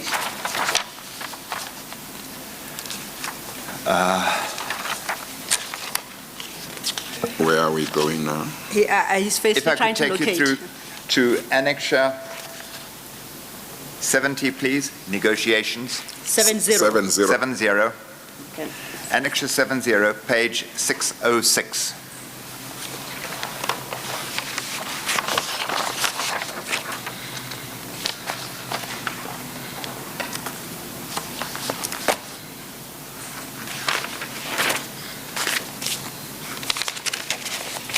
Yes. Yes. We've been asked the increase in the price of the 1064 from the 38.6 to the 54 billion, and the price increase in the price per locomotive up to 54 million per locomotive has already been extensively aired. Page 606, and it's titled Negotiations, and it's from the Negotiations Electrics sheet 17th of March. Yes. It is a sidebar calculation. And you will see there is also a price of makeup for locomotives, following the similar format to what we've seen beforehand: BAFO, new price, and final cost. Okay. On these negotiation sheets, I'd just like to draw off the final figures there. We see a final figure cost after TE scope. Bombardier, 60 million per locomotive. CSR, 55 million per locomotive. Moving later on to 59 million per locomotive and 55 million per locomotive. It is anomalous that the negotiations per locomotive would take us up to that price per locomotive, and the logic that would take us to that price is missing. And for me, from this, it begs the question as to how the negotiations were conducted. So if I may, let's take the first table or box. Is that, what does that box represent? Is that the price as at which point? I cannot say at which point, and I cannot interpret those figures 20/7, those figures above the Bombardier box. Yes. But you'll see that the cost at the bottom of that column, I said 60. 60 million per locomotive. And if I go into the second box, do I interpret the number against cost after TE scope of 59 as a reduction of the 60? Is there a Yes. correlation between the two? I cannot talk to any possible correlation. I merely highlight that this is a sidebar calculation Okay. of a cost per locomotive, which is out of the ordinary to anything which we have been dealing with, and it is considerably higher than that which we have. We're questioning the price up to 54 billion in the price increase per locomotive. So a sidebar calculation which has a price of 60 million per locomotive or 59 million per locomotive, I do not understand. Yes. To the extent that what you have been able to pick up here with regard to the increase of the price from 38 to 50, 49, 50, 54, to the extent that you have picked up figures that are inexplicable as far as you are concerned, which may mean that Transnet was put at risk. Its interests were not properly looked after by people who were supposed to pick these things up. Who ultimately at Transnet should have picked up these things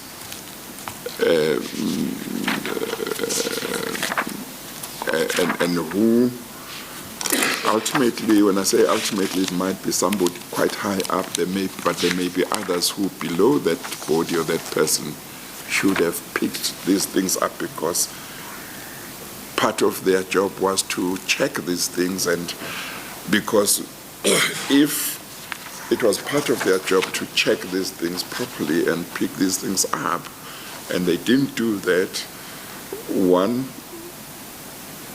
within the context of what we are dealing with, it may be that for some it was gross negligence, but for maybe others it may be that it was much more. It wasn't just negligence, it was part of a scheme.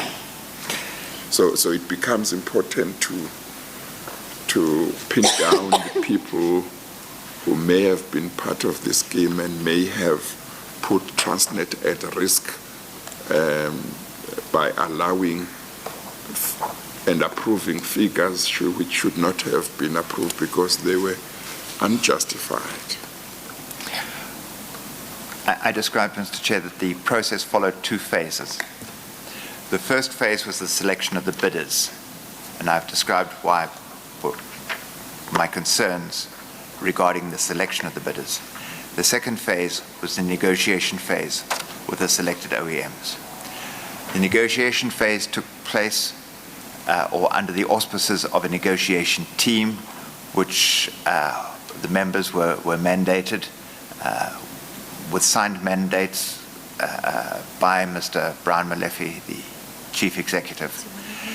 The negotiation team collectively, individually and collectively, did the negotiations.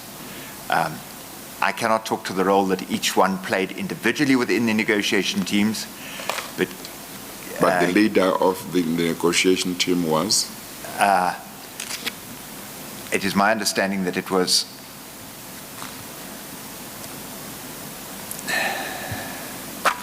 I think the leader,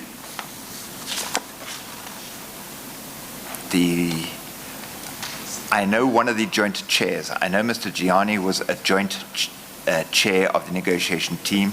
Yes. I can't say who I cannot recall who the leader was. Yeah.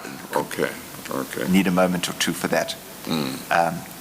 But the negotiation team collectively were operating under, or should have operated under, a mandate to achieve the best possible price for Transnet.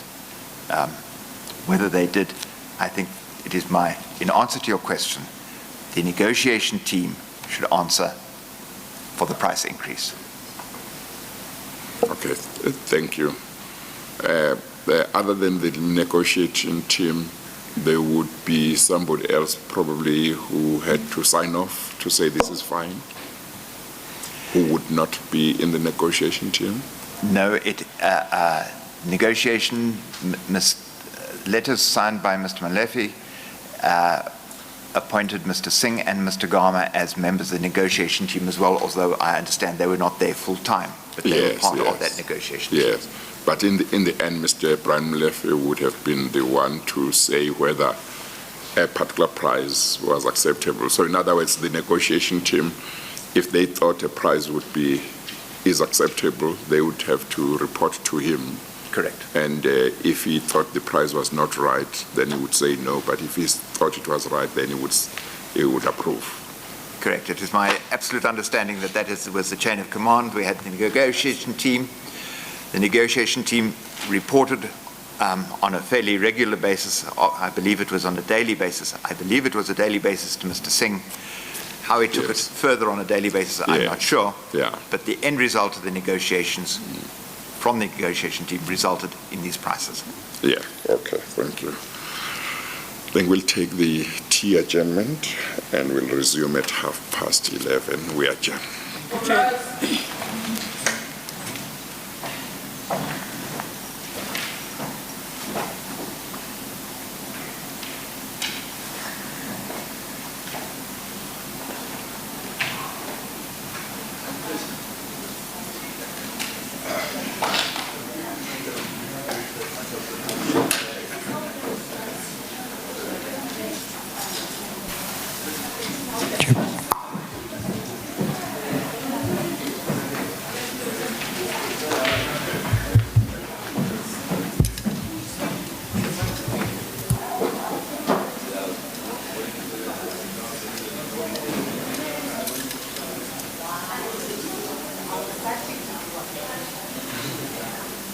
Thank you so much. I want to not here because this something I said.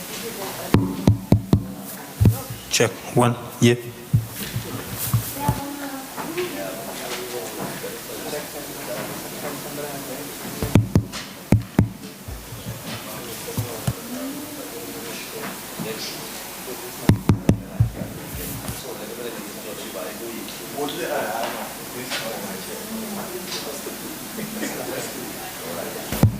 Yeah. 2.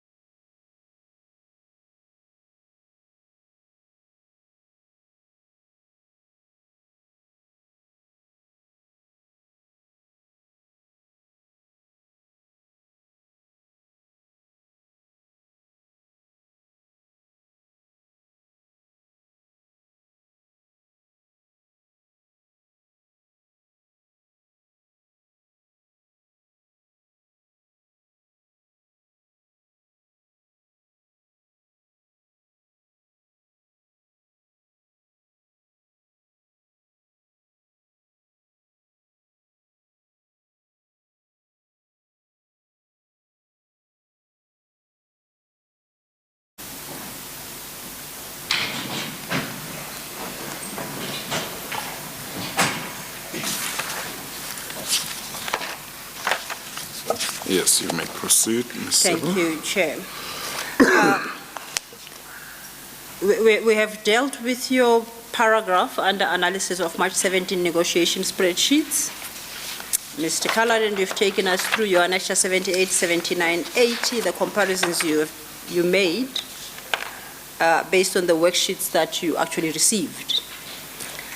Before we leave that topic, you state at your paragraph 208.7 at page 55 that some formulas used in the negotiation worksheets have hallmarks of reverse engineering to achieve a desired result. Do you see that? Yes. And in the last line of that paragraph, you state this particularly applies to the foreign exchange component and cells colored in yellow.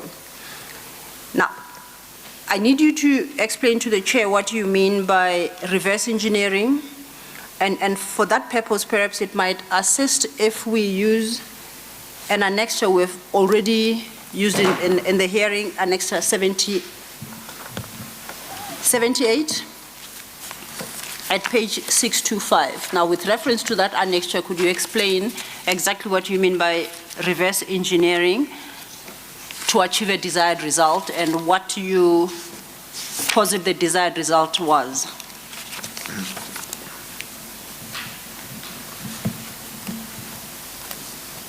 '78 is the negotiation spreadsheet for diesels. I'm sorry, from which paragraph? I'm reading at did you start? 208.7, Chair, at page 55, top of page 55. Okay. At that paragraph, Mr. Collard introduces a concept of reverse engineering to achieve a desired result. Yes. And then he does so with reference to the cells colored in yellow. I then want him to explain what exactly he means in that paragraph by reverse engineering, firstly, and to explain what desired result he said applied, and to do so with reference to an annexure that we have worked on already, which is Annexure 78, the negotiations worksheet for diesels.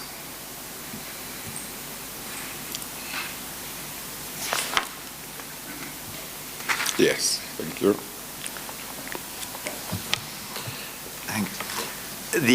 Just a second, the chair should to locate the annexure.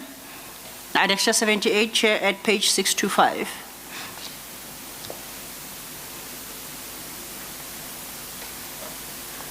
Got it? Yes, Mr. Khaled.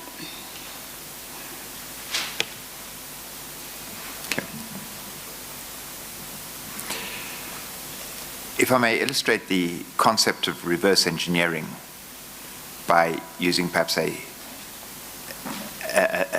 example. If we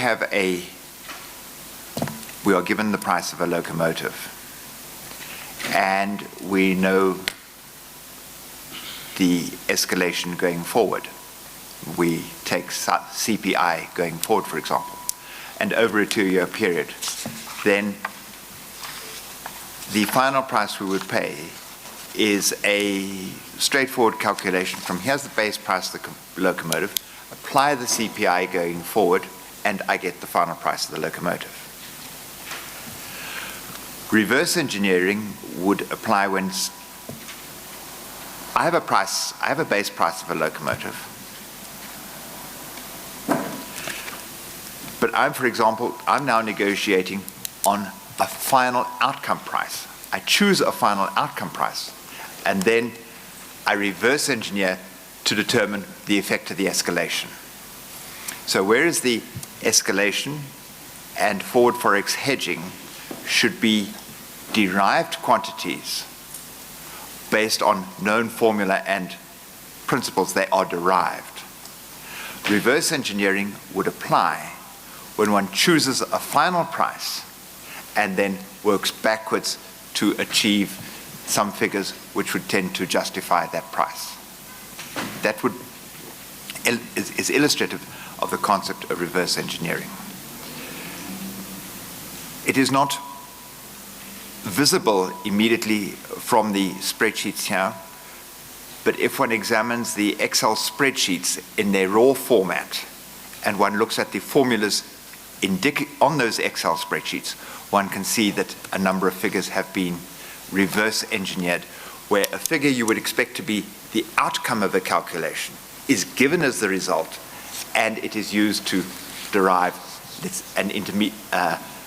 what should have been a given like CPI, for example. And we have seen escalation figures used here that have been quite high. In reference to this sheet and others, we've already highlighted the variations in the movement of the exchange rate. What I've said were anomalous movements in the exchange rate across the CNR diesels from the US dollars. We've highlighted that already, the first three columns, where it goes from 484,000 to 493, then to US dollars 918. The euros,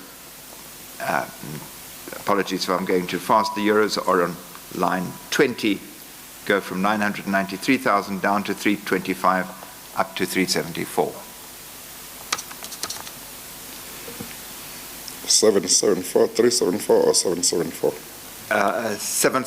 774. Yeah, okay. I think I had 374, but maybe I didn't hear correctly. I'm sorry, possibly I was. Okay. If one wishes to influence the price at the bottom of those two columns in yellow, Yes. then one would choose to use those prices to achieve a desired end result price. And that is an example of what I mean by reverse engineering to achieve a desired price. So if one wanted to achieve at the bottom of column 2, 30.4 million rounded, then a way of achieving that low price, and see there's a significant reduction in that price, Yes. would be to artificially lower the foreign content, because that would then result in the lower price, and that would be an example of reverse engineering. Can one explain your concept of reverse engineering in this way? That you first decide what the final amount is or should be that you want to achieve.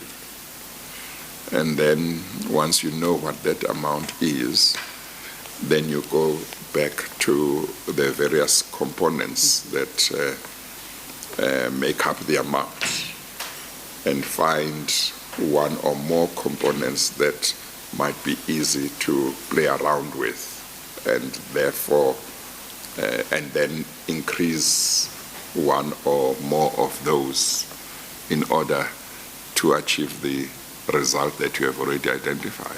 That is exactly the example I'm trying to illustrate, Mr. Chair. Okay. Exactly that example. Okay, all right, thank you. I was trying to illustrate it at a single level. You have taken it Yes. to the full locomotive price. Yes. Yeah, no, that's fine. I wanted to check whether I understood it correctly so that one can then apply it to any other item if need arises to see what's the general principle or explanation for it. Okay. And Mr. Kala, you say that this reverse engineering is not visible in the PDF format of your annexures? No. So, in order for the chair to satisfy himself that there has been a case of reverse engineering, you suggest we look at the actual Excel spreadsheets, all the spreadsheets that make up the negotiations for diesel and or locomotive as the case may, and electric as the case may be. That one looks at the actual Excel files on a computer, which then demonstrates the how the formulas are made up, and that is what illustrates the reverse engineering. I don't know if you're able to help us now that you cannot because you don't have the documents before you. Once again, are you able to advise who we may turn to so the chair may satisfy himself that there is some element of reverse engineering to assist us to work through those spreadsheets?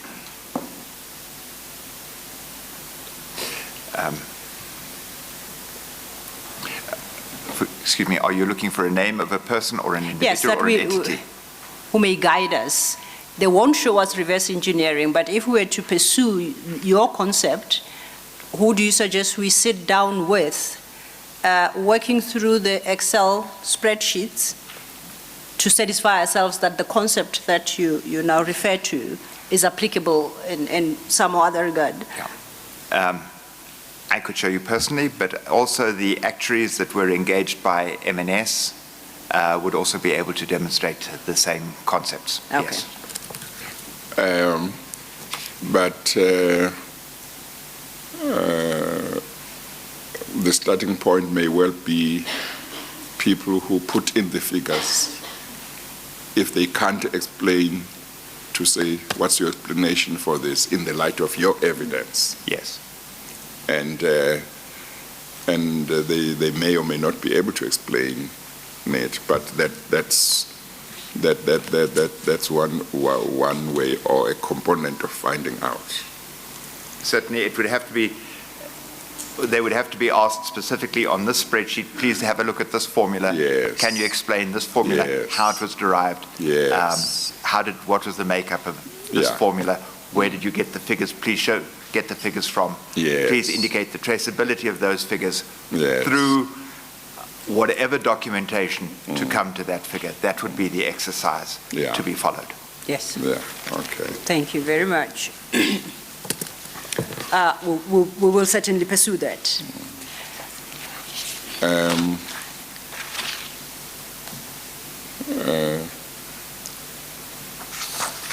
So it might be a good thing to have a notary, as you say, Actuary, Chair? but Sorry, actuary, you said notary. oh, see, they both end with tari. Absolutely. No, thank you. I meant Thanks. actuary. Notary is somebody else. Yes. One way is to bring in an actuary, but it may well, I mean, as I see it, even the actuary might just be able to explain how much difficult it is to explain the jump from that figure to that figure.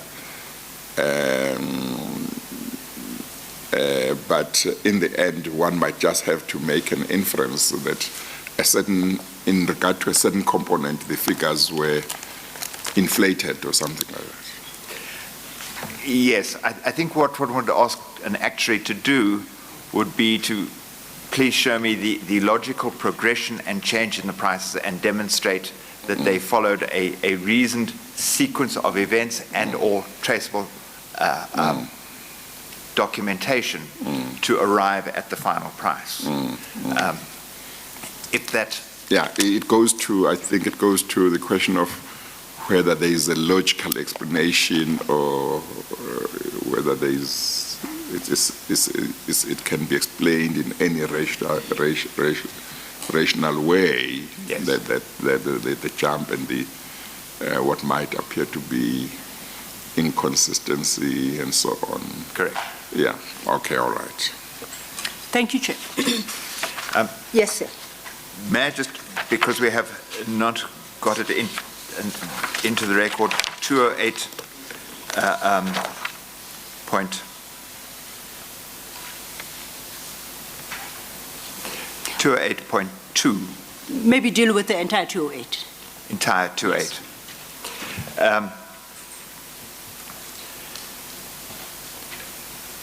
This is really a summary of what I have stated, what we have covered before. Yes. But on examination, I could not credit that the figures in the spreadsheet were a true reflection of the real cost of the locomotives for the following reasons. At page 54? At page 54. Yes. 28.1, the escalation costs were inflated, and I could not correlate these with any of the locomotive modeling I'd previously done.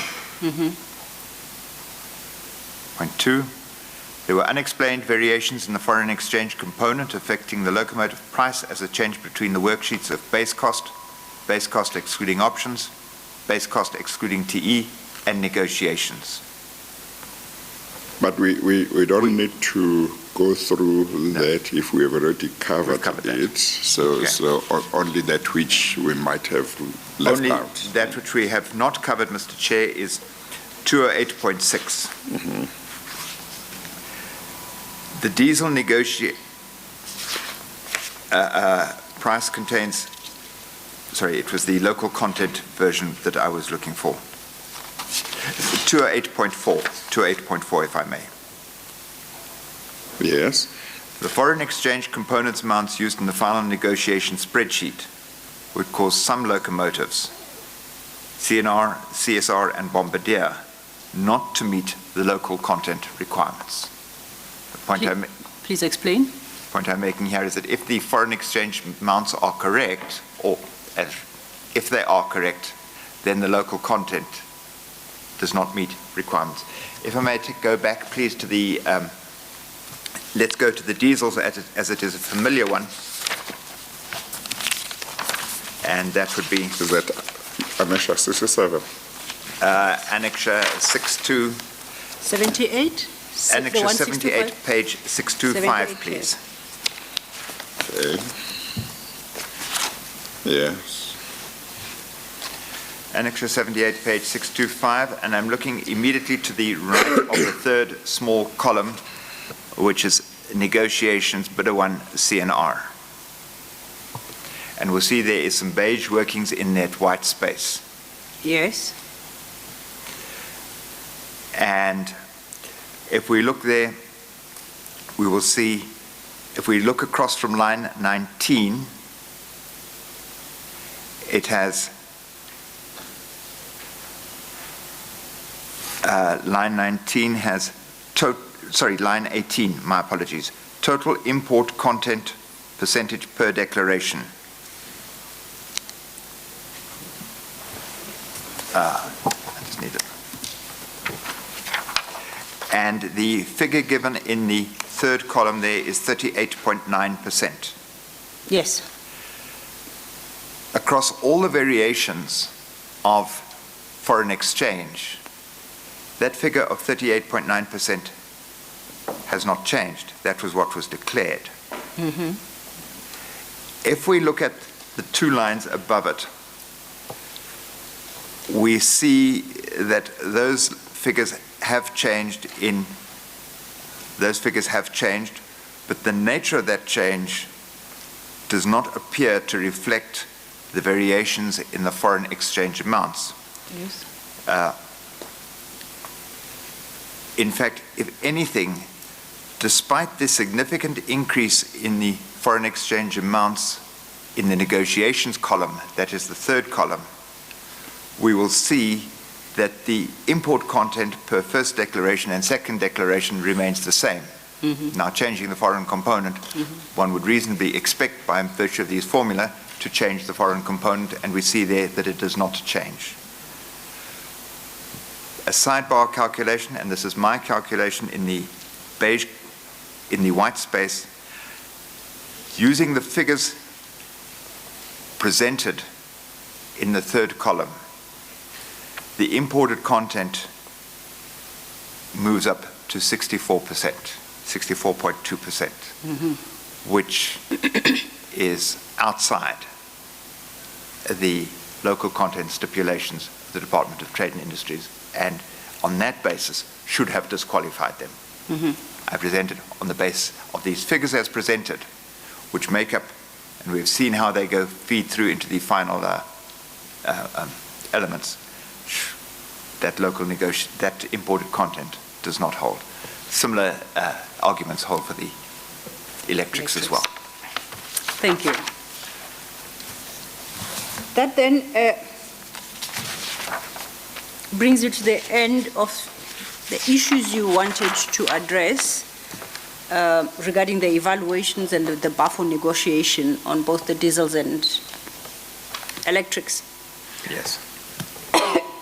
You proceed then from your paragraph 29 to share certain observations and draw conclusions from paragraph 209. My apologies, Chair. Page 55. You make certain observations and you draw conclusions, which you list there.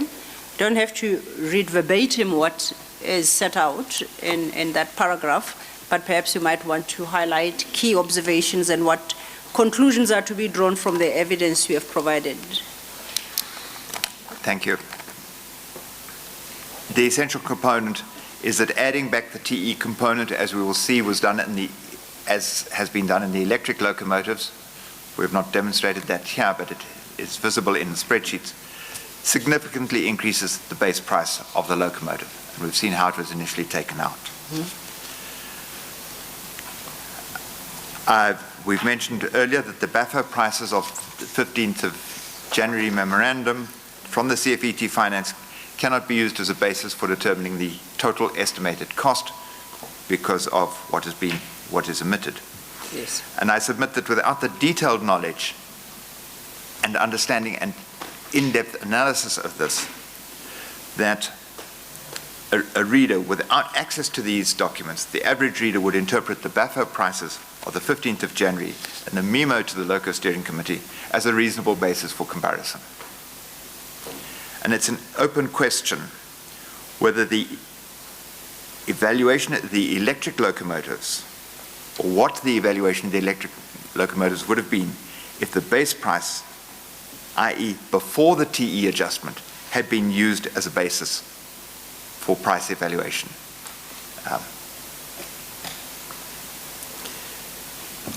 Is it possible, though, to conclude that as a bare minimum, CSR would have come in at a higher price? Certainly both CSR and Bombardier on that evaluation would have had a higher price comparable to what was subtracted from their price. Indeed. By the virtue of the impact of TE. So had that been put in as a basis for evaluation on the real cost of the locomotive, the outcome of the evaluation may have been different. Yes? I've already covered the members of the negotiation team. I would just add one other point, which is an anomaly, that when we showed the breakdown of the locomotive prices, this included the necessary options to develop a locomotive which was fit for purpose, ready for use, ex-works. But in the ETC increase requested by Mr. Malechy to the BADIC, and that was from 38 to the 54 billion, there was this amount in there of, and I read from 212.1, Yes. it included contingencies of 4.9 million, which would include options, and I quote from that document, electronically controlled pneumatic braking and wire distributed power, etc. Now those options were previously included in the negotiations, in the evaluation pricing. One would reasonably have expected that those would have been part of the consideration of the final cost of the locomotive, because that is what makes it fit for purpose. Now, on this construction, are you suggesting that it would appear that the options were costed twice? If they constitute part of the 4.9 billion as part of contingencies, and yet were part of the makeup of the original, of the actual cost of the locomotive, does that constitute counting the options twice or accounting for them twice? Or would that be too simplistic an approach?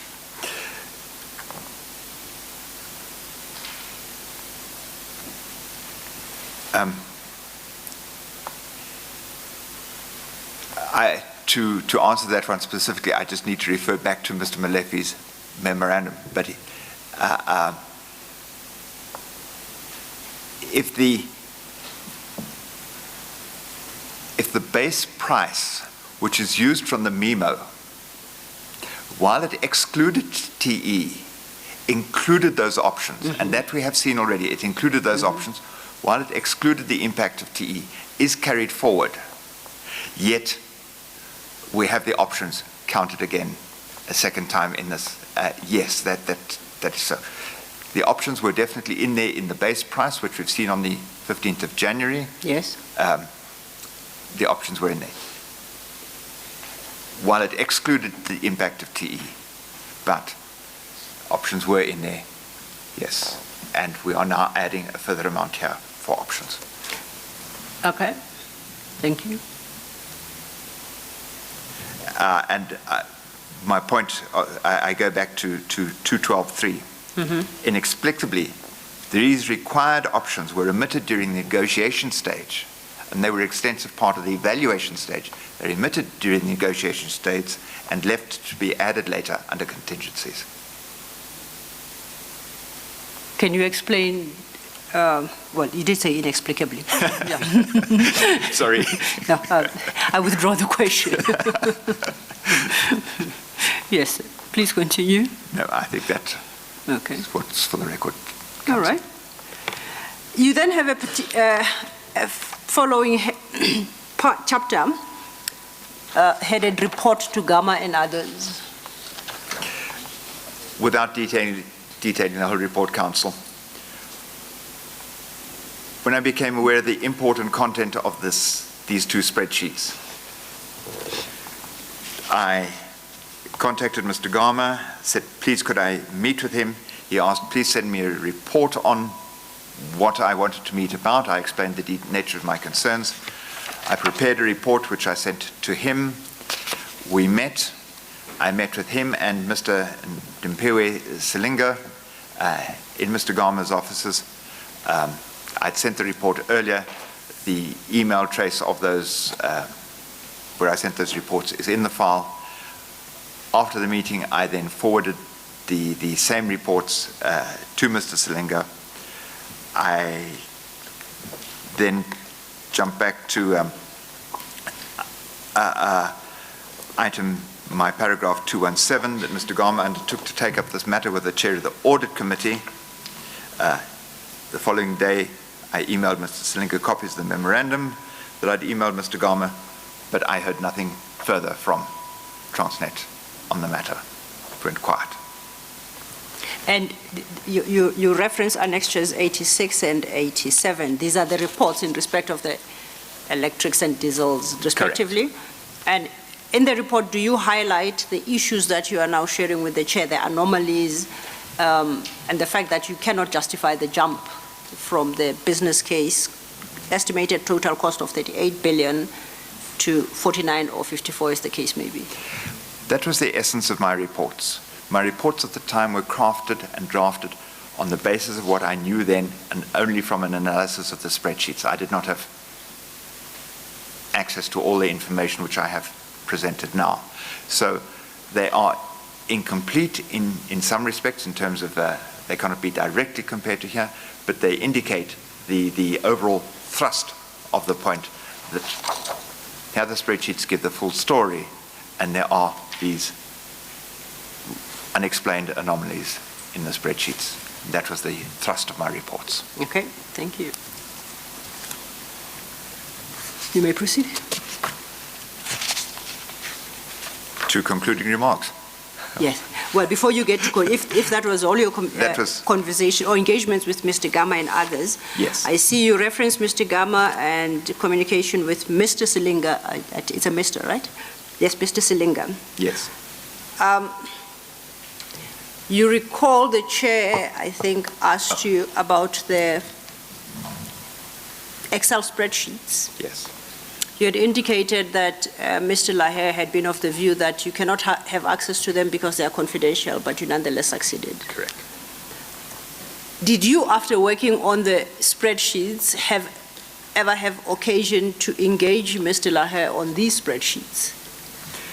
Yes, I did. In what form and what was the outcome of that engagement? I and others met with Mr. Leher at the offices of M&S attorneys.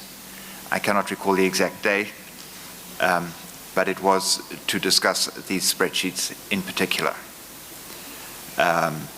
Give us an estimate of around about when you think it was when you met them.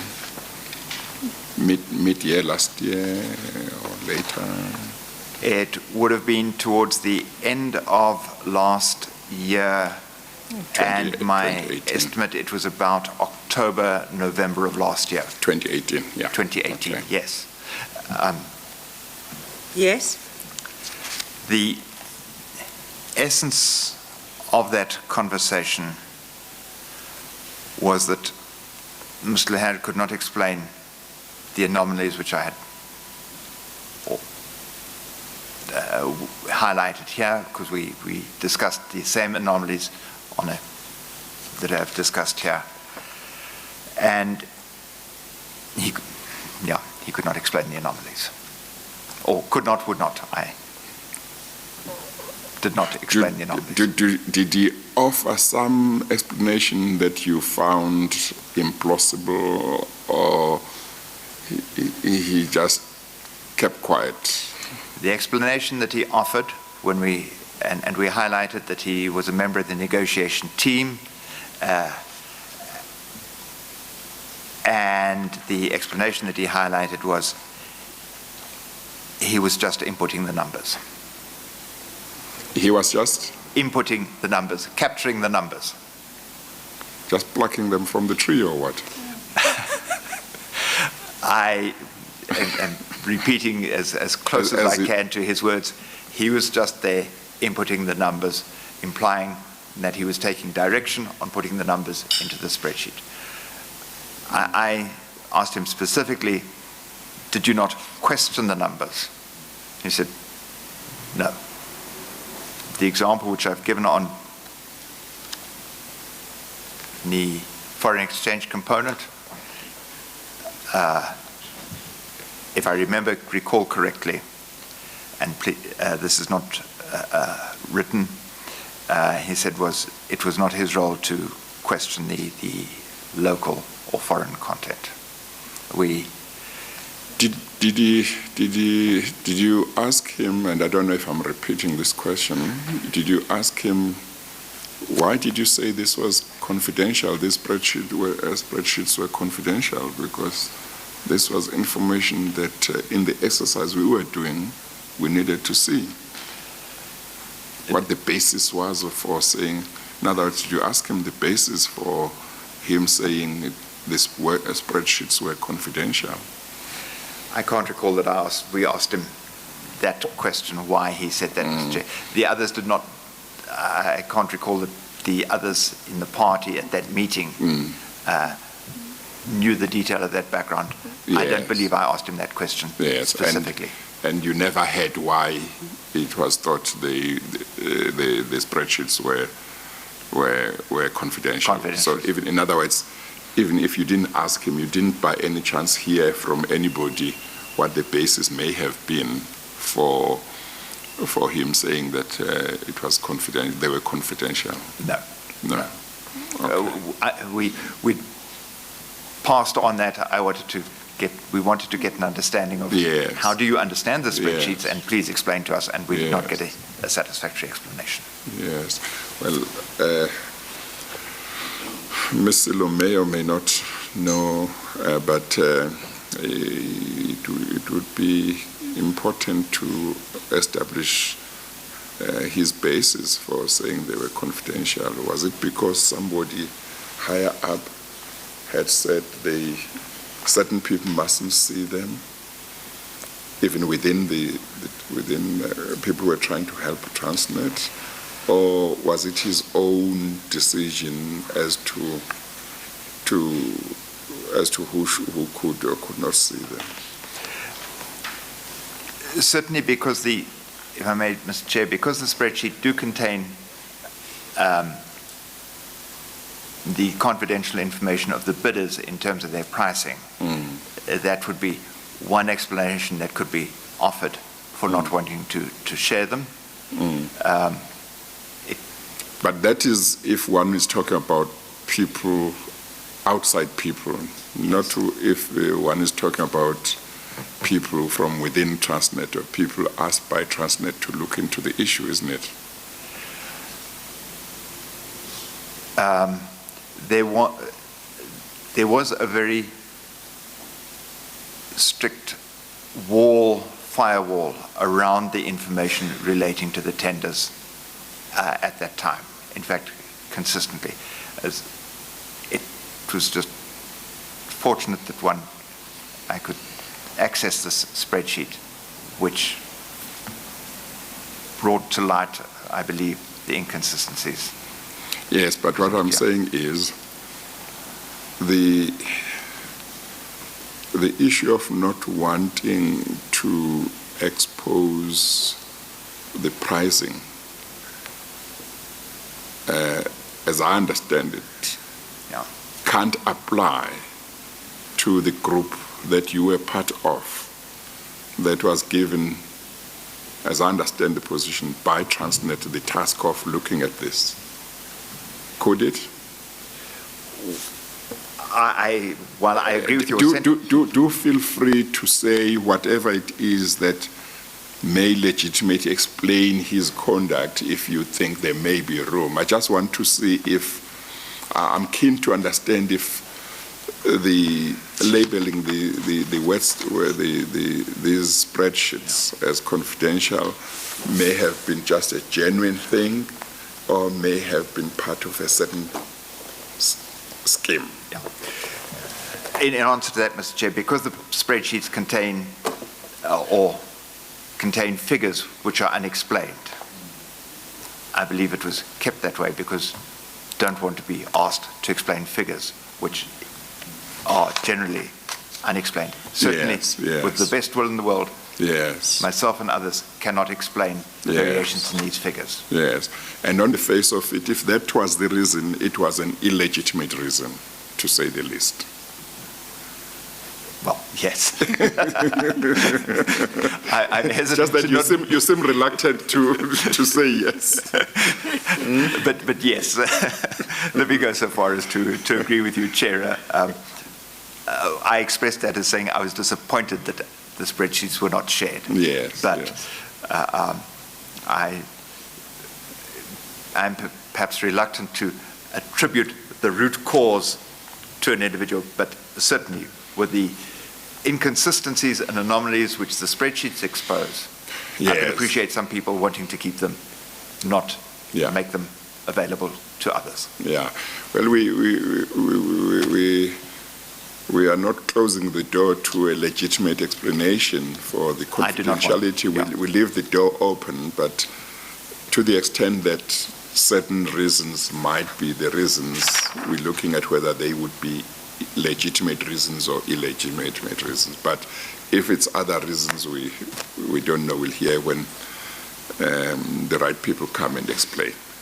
I may be wrong in my assessment here, and I would accept that. But I present what I have seen from this in. Yeah, and you give your opinion or based on the analysis you have done. Yes.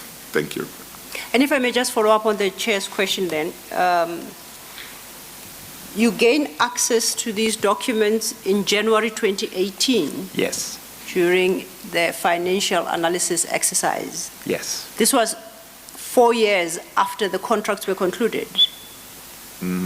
Yes, contracts concluded March 2014. Yes. So there could not have been any potential prejudice to any bidders. There was no longer an issue of bidders. The decision had been made. No. This was way post event. Yes. Before we leave that, and I know you would like to get your concluding remarks, there's a paragraph we skipped, which I think is important, and in particular for how the Commission goes forward on some of the issues you have raised. At paragraph 214, page 56, at the bottom it starts.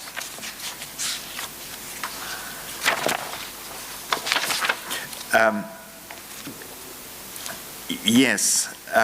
as soon as I became aware of this, these spreadsheets, and I then emailed, we're talking of 214, paragraph 214. 214, yes. Yes. So on 27th of February 2018, I emailed Mrs. Mfuyo Galeni, and I copied her on my emails to Mr. Gama, but I also requested that if she can please trace and freeze the laptop with the file Reconciliation of Inflation, Forex and TE Scope, 26 February 2014.xlx. May I just explain that this is one of those files that is embedded, or not embedded, but linked to these Excel spreadsheet files, and I believe it would have given an indication of how some of those foreign exchange figures and escalation figures were derived at, and I was trying to trace that file. So I asked, please can you trace and freeze the laptop with a file with this file name? I believe it should form part of the forensic audit. Someone in supply chain services should have this file. It is often referenced in the two files that the lady in finance sent to us. And the two files referred to were the March spreadsheets. Yes. And later I was really disappointed to later hear that the laptop of Ms. Malechy had gone missing. This is referenced in the M&S report. I believe it contained the files referred to above. Are you not aware of any other file having contained those spreadsheets? There may have been other files, but that was a particular one. As I was going through the soft copy of the spreadsheets, there was a continuous referencing, linking data to that file. And that's why I wanted to trace that file to see what was the source material for some of those inflation, forex, and TE scope numbers that we were dealing with here. Yes, I'm posing a slightly different question, if I may try again. Sure, sorry. Now that the calamity has befallen us and the laptop has gone missing, that particular file, is it your view that it could only be located in that laptop? And what is the likelihood of it being available from another computer or laptop? I think remote. Remote. It is my understanding, and it was common talk, that there were 6 laptops that were stored in safekeeping, which were the laptops that the evaluation team were working on. I stress the evaluation team. It is also my understanding, through what we have heard, that all of those laptops have gone missing. The last laptop that was remaining was the one of Ms. Malechy, and it is my understanding from the M&S report that when they went to retrieve this laptop, that it too was missing, which... Do you know if Transnet has been lucky enough to at least locate any of the 6 missing laptops? I don't know. Okay. So the other day I had evidence that about 1,000 laptops or computers disappeared at Transnet, and they were never traced, and it was never traced what happened to them and who was responsible. So this is, today I hear for another 6, and in this case we're talking about computers, laptops that were said to have information that could help with some investigation into some of these things. And those two, from what you understood, were not traced. Yeah, I believe so, Mr. Chair. In the CFET report of the 10th of January, it describes in the introduction to that report many of the security measures which they put in place to safeguard the information in that report, and how they weren't allowed to take laptops home. They describe in full the security measures, so it was rather, as I say, disappointing to hear that the laptops have gone missing. Thank you.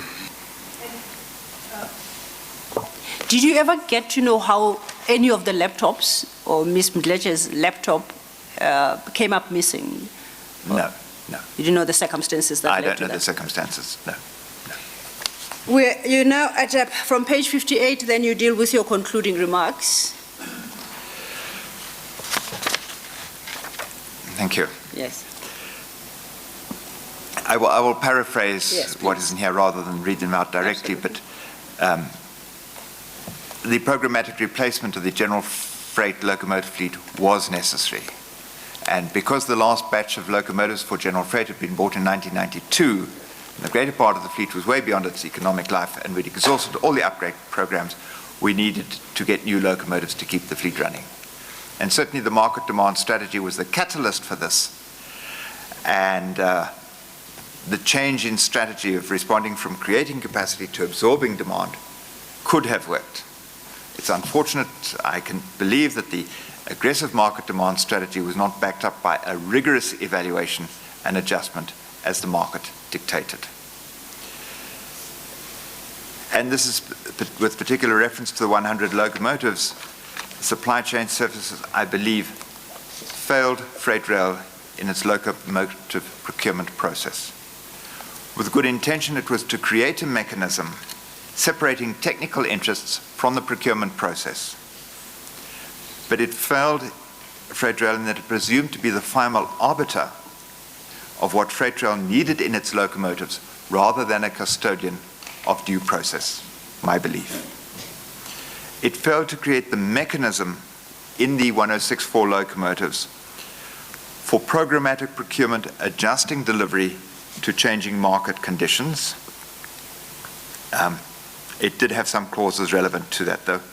It failed to include essential options in the procurement of locomotives, as we have seen here that in the final award, options were not included. It was to be added as variation orders later. And for whatever reason, it decided on the type of locomotive to be procured, and this is in the relation to the 100, without technical consultation.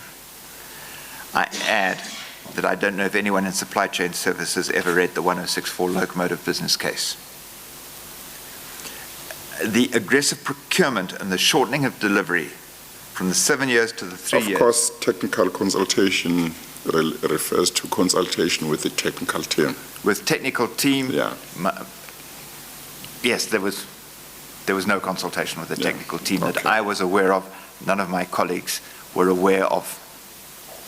It was a surprise to all of them. The aggressive procurement of the locomotives and the shortening of the delivery from the 7 to the 3 years also severely impacted Transnet and freight rail. Transnet engineering was never going to be ready to be or able to deliver the locomotives in the accelerated time frame, which we've described, and freight rail itself did not have the capacity to absorb the accelerated delivery, and the financial impact was massive, with Transnet almost transgressing its cash interest cover and having to increase its borrowings. The premise that the business case that locomotive performance would improve with new, more reliable and more powerful locomotives. That was the premise. It is my understanding that the locomotive performance now, as measured in terms of gross ton kilometers, is now worse than before the acquisition process started. We shared a vision, my colleagues and I, of recreating a sustainable, viable locomotive industry supplying between 60 and 100 locomotives annually to freight rail. Sadly, that vision was not realized.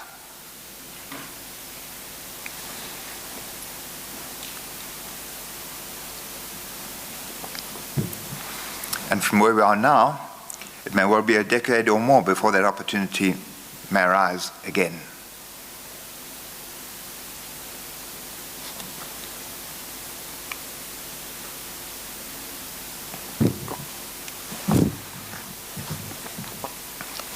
Thank you for the opportunity to present what I know from my time and involvement.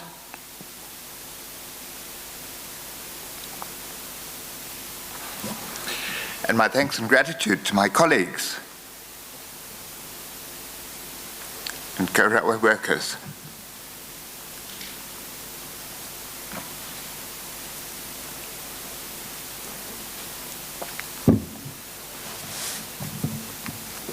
take your time, Mr. Collett, if you need me to adjourn. Could I have a 5 minute, minutes. please? 5 minutes? 5 minutes, please. Let's adjourn for 5 minutes.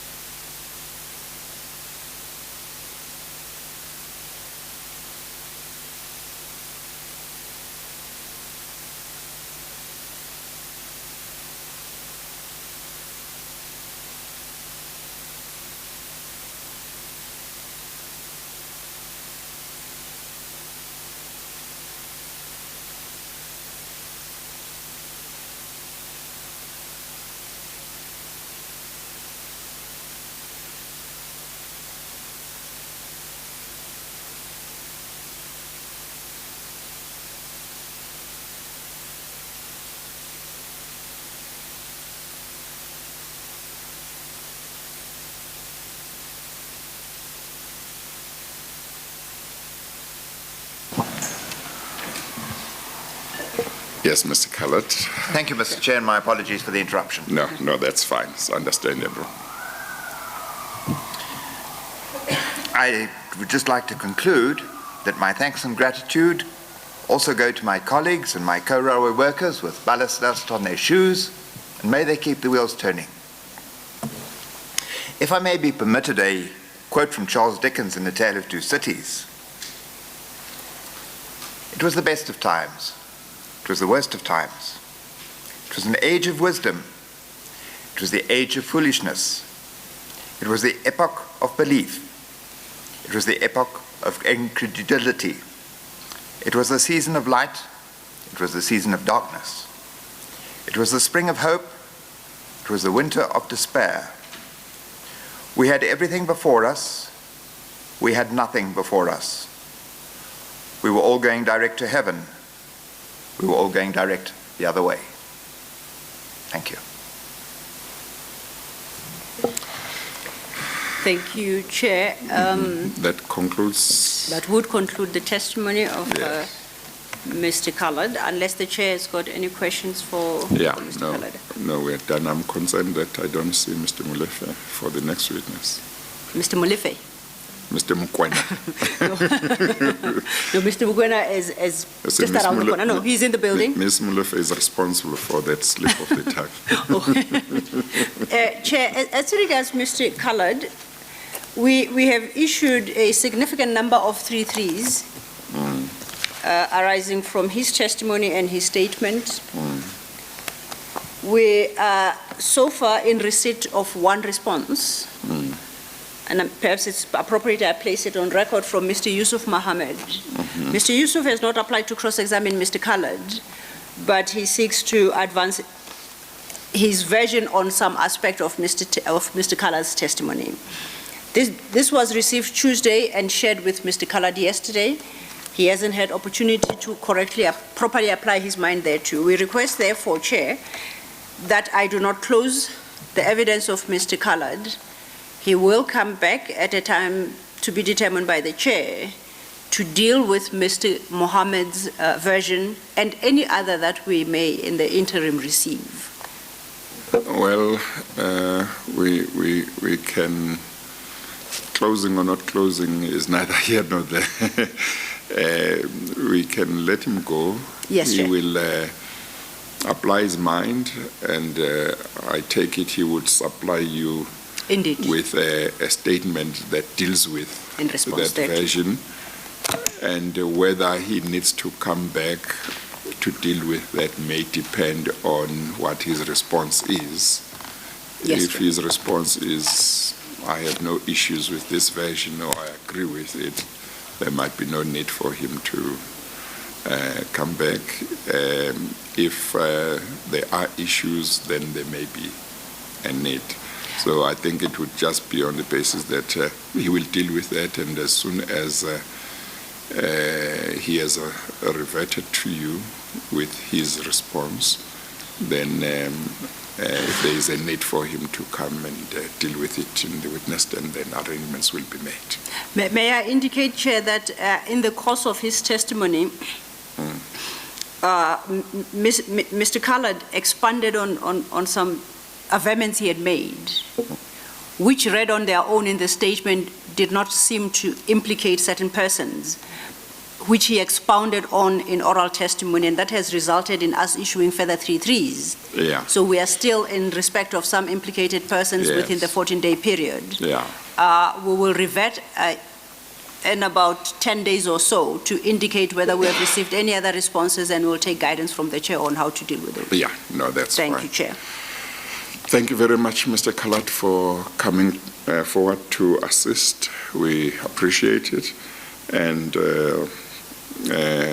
chances are that you may be asked to come back, and I have no doubt you will be agreeable to that.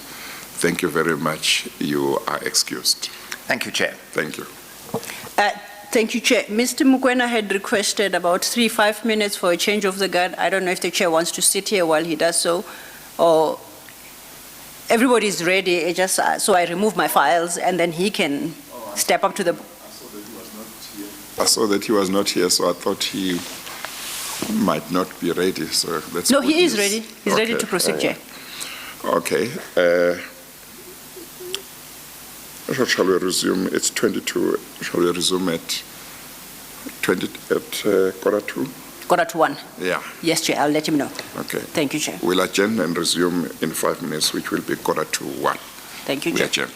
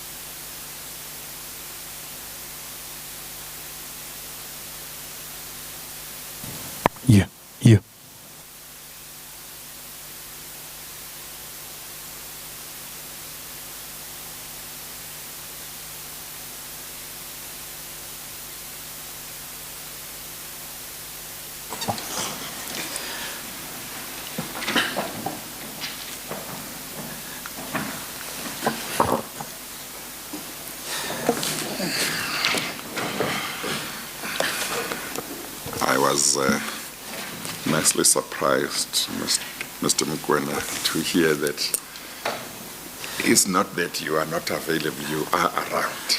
I am, Chair. I thought maybe you thought we would take too long with the previous witness. I am here, Yeah. Chair. Okay, all right.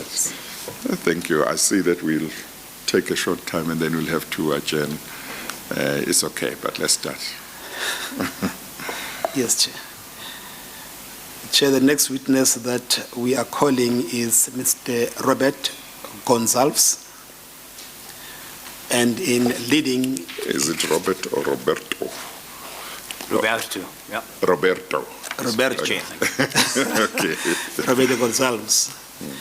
And in leading his testimony, Chair, will be referring to a file which we have taken the liberty of marking it as Exhibit BB3. BB5, Chair. Yes. Oh, yeah, I was wondering. It's BB5. I'm having Yes. BB3 here because I'll be referring to it just in passing.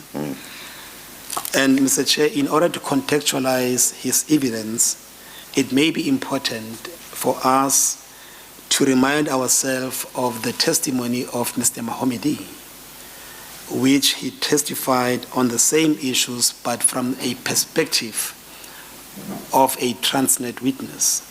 He'll be testifying on the same issues but being one of the minority shareholders of a company that benefited from that similar transaction. So his testimony becomes quite crucial in that regard because the minority shareholders opposed and objected to those monies being paid to that entity. May we, Chair, I did not even put before you the file of Mr. Mahomedi because I just want to deal with it in passing so that I can contextualize Mr. Gonzalez's testimony.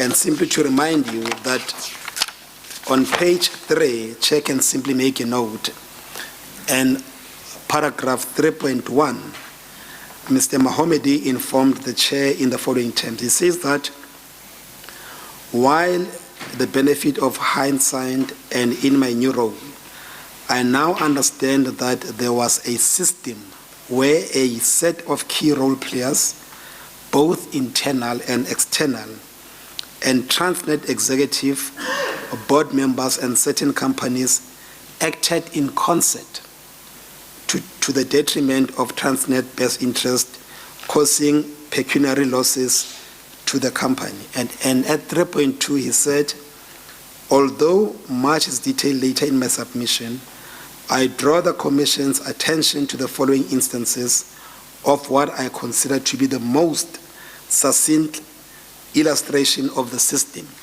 Among those, Chair, is the one of the relocation where at paragraph 3.2.5, Mr. Mahomedi informed the Chair as follows. The Durban relocation process similarly followed a process of being approved by individuals within Transnet without any committee reviewing or approving the process, and he then referred us to annexures 2, 3, and 4, where they contain a memorandum and demonstrating that an amount of relocation to the value of 647 million rands was actually advanced to the entity which Mr. Gonzalez will be talking about. That is the context of Mr. Gonzalez's evidence, Mr. Chair. In as far as the Rule 3.3 notices are concerned, Chair, we have complied with same. I am informed that there is counsel for the CNR and for Mr. Wang, whom I will allow the opportunity to place themselves on the record. Yeah, thank you. Thank you very much. Good afternoon, Chair. Good afternoon. So, my name is Advocate Ziad Minty from the Johannesburg Bar on behalf of CNR and Mr. Jeff Wang, instructed by Thomson Wilkes. Thank you. Thank you, Chair. Thank you. Mr. Chair, we are then ready to proceed with the evidence of Mr. Gonzalez. May the witness be sworn in. Yes, thank you.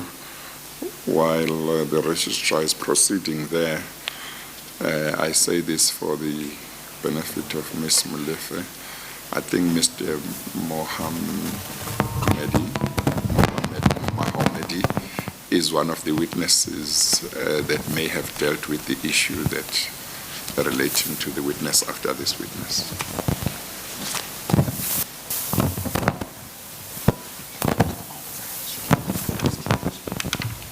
Please state your full names for the record. Roberto Gonçalves. Do you have any objections to taking the prescribed oath? No, I don't. Do you consider the oath to be binding on your conscience? Yes, I do. Do you swear that the evidence that you will give will be the truth, the whole truth, and nothing but the truth? If so, please raise your right hand and say, "So help me God." So help me God. Thank you.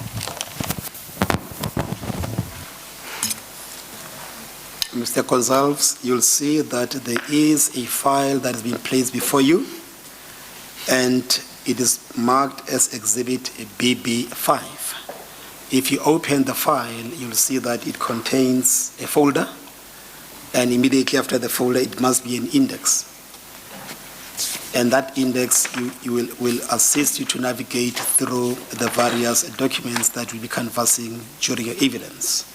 Now, could you please turn to a document immediately after the index, and please identify same for the chair. Is that the statement that you're referring to, Counsel? Yes, you will let me know, is that a statement that you find there? Correct, Counsel. Yes. And then if you could please turn to page 17.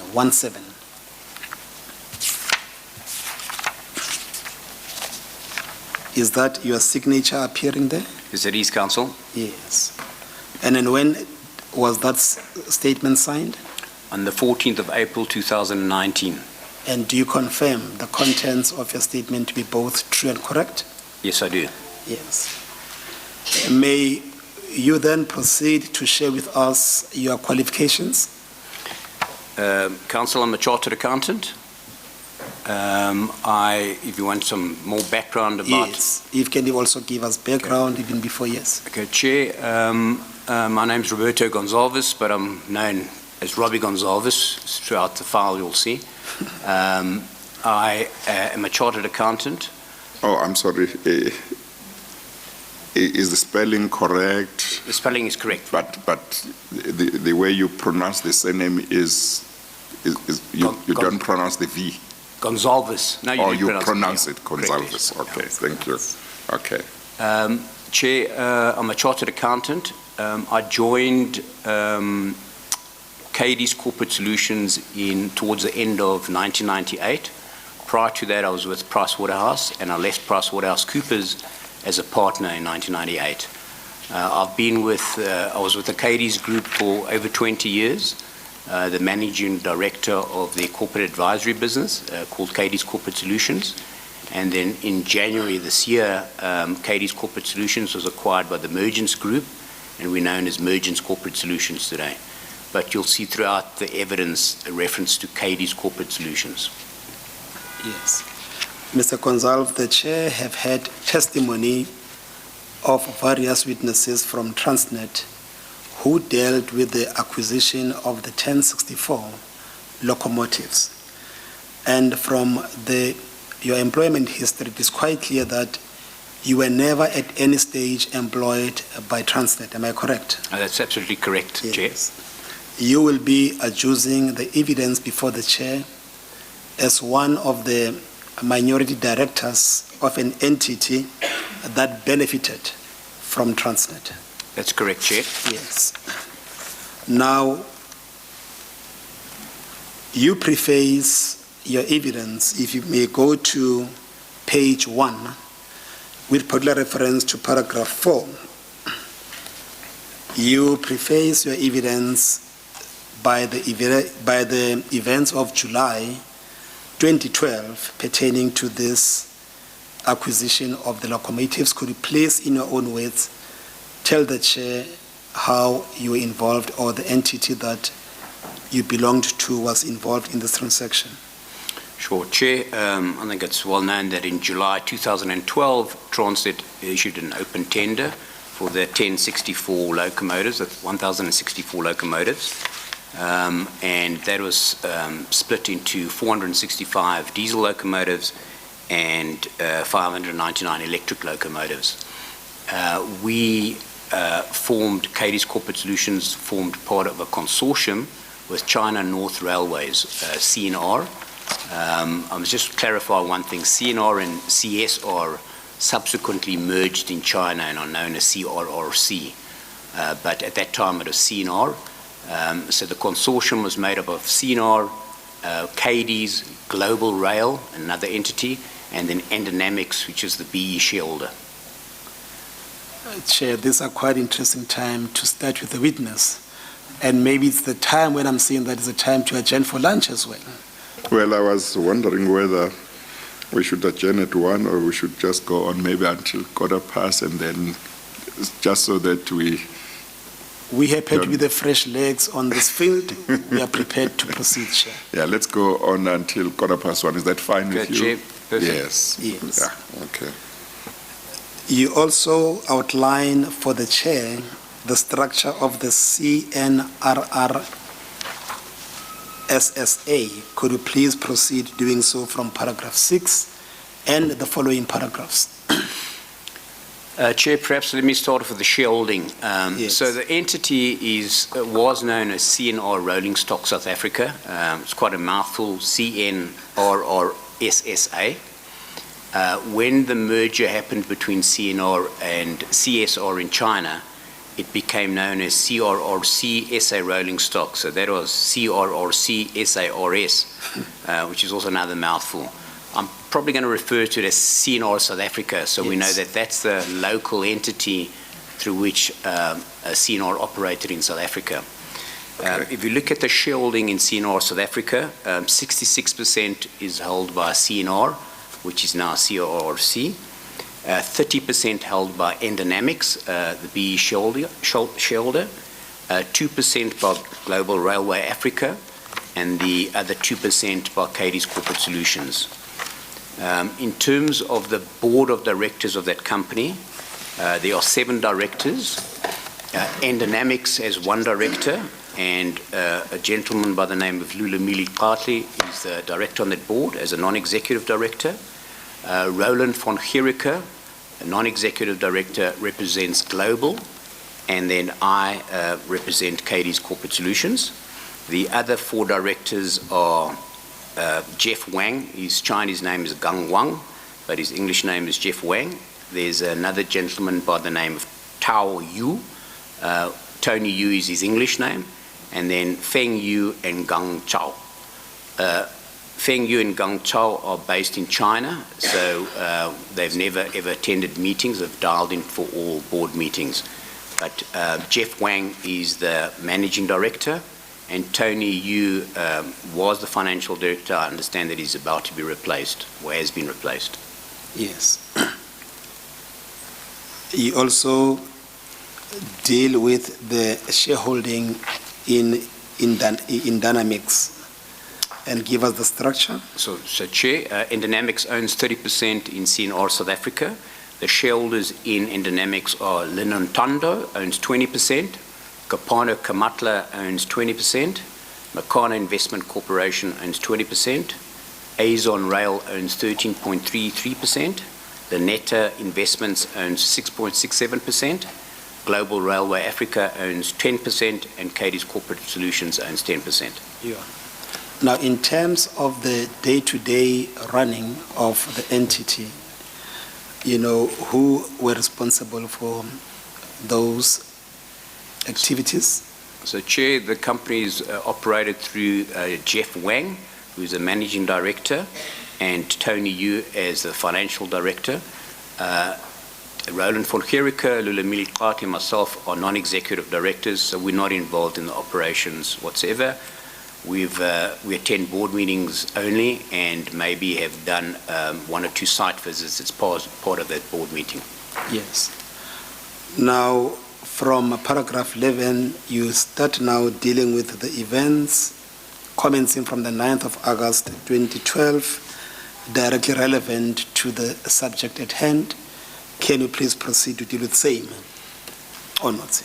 Sure. Chair, so on the 9th of August 2012, The CNR consortium, at that stage it wasn't incorporated, it was an unincorporated joint venture. It was only incorporated once the tender was awarded. So that was made up of CNR, Global Rail, Endynamics and Cadiz.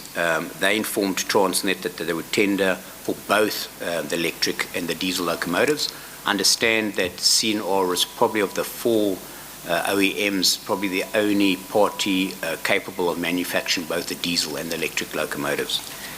Then on the 30th of April 2013, Chair, CNR Consortium submitted the tender to Transnet for both diesel and the electric locomotives. And then on the, I think it's the 17th of April, a tender was actually awarded to CNR South Africa for 232 diesel locomotives.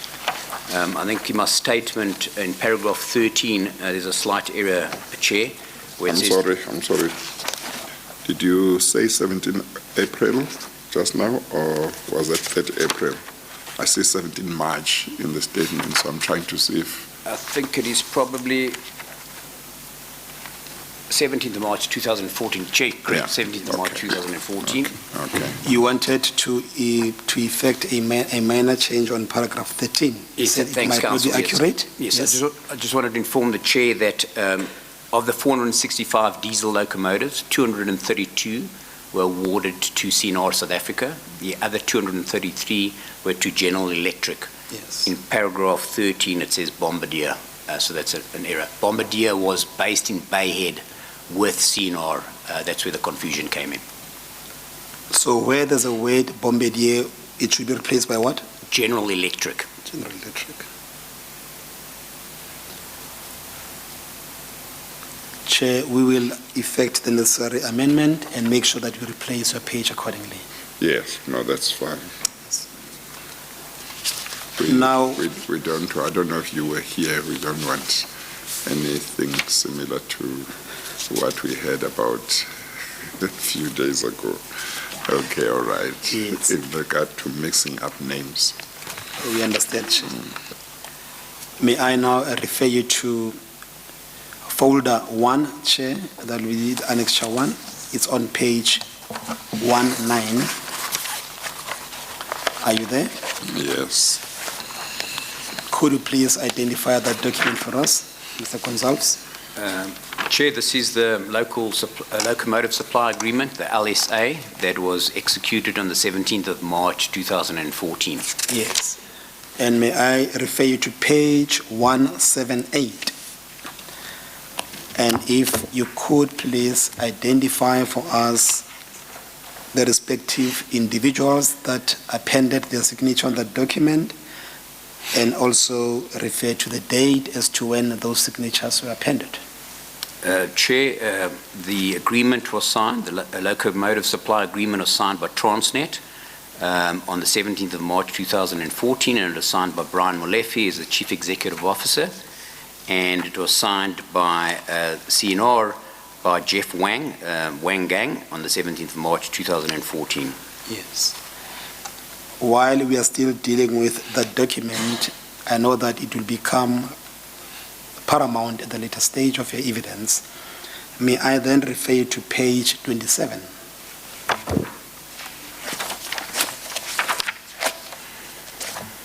Now, you have a definition of a contract facility.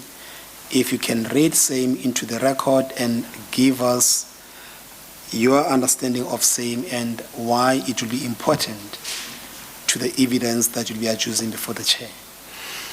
Sure, Chair. When the price was being built up for the tender in respect of the 232 diesel locomotives, it has always been done on the basis that the locomotives were going to be assembled and manufactured in Kuduspoort in Pretoria. And you'll see the contractor facility definition in the agreement means the facility at Kuduspoort, Gauteng, or Bayhead, Durban, as notified in writing by the contractor to the company.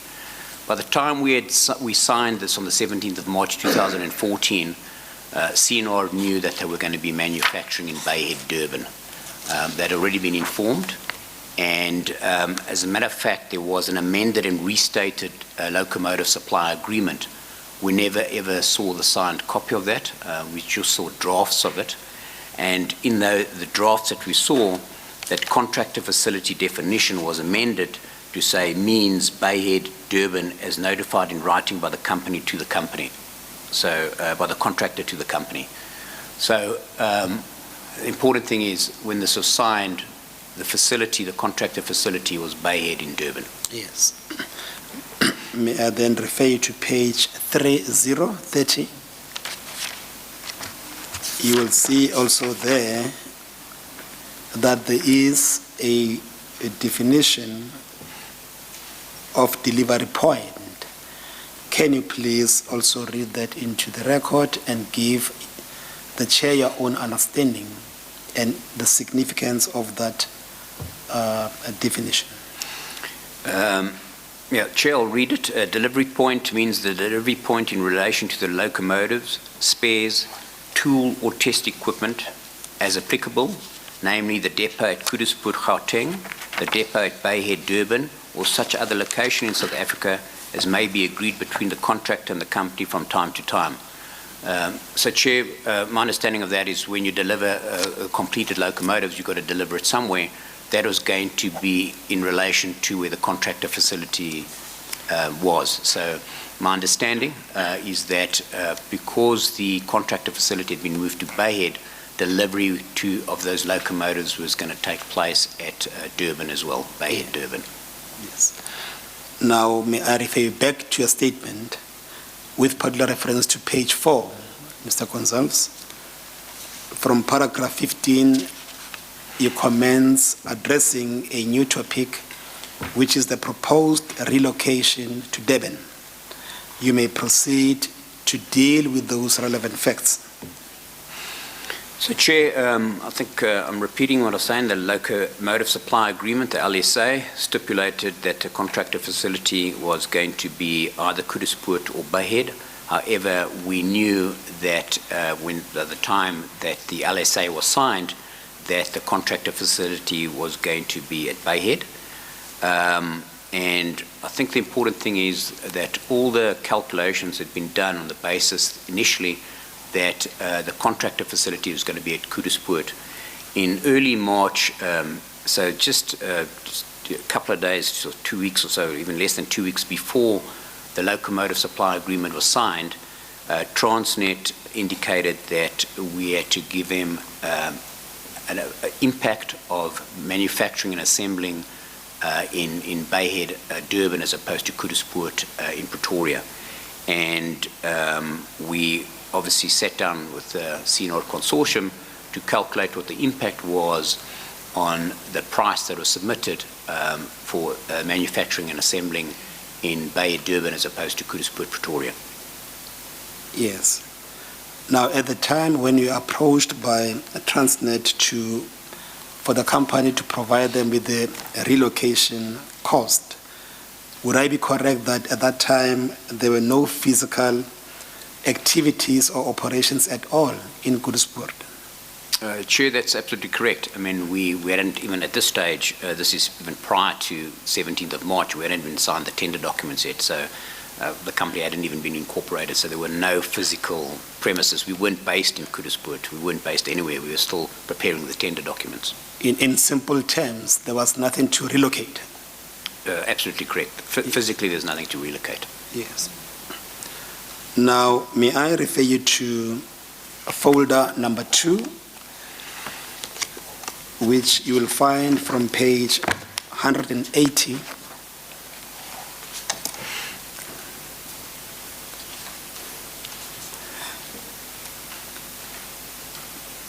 And that's Annexa RG2. It is, Chair.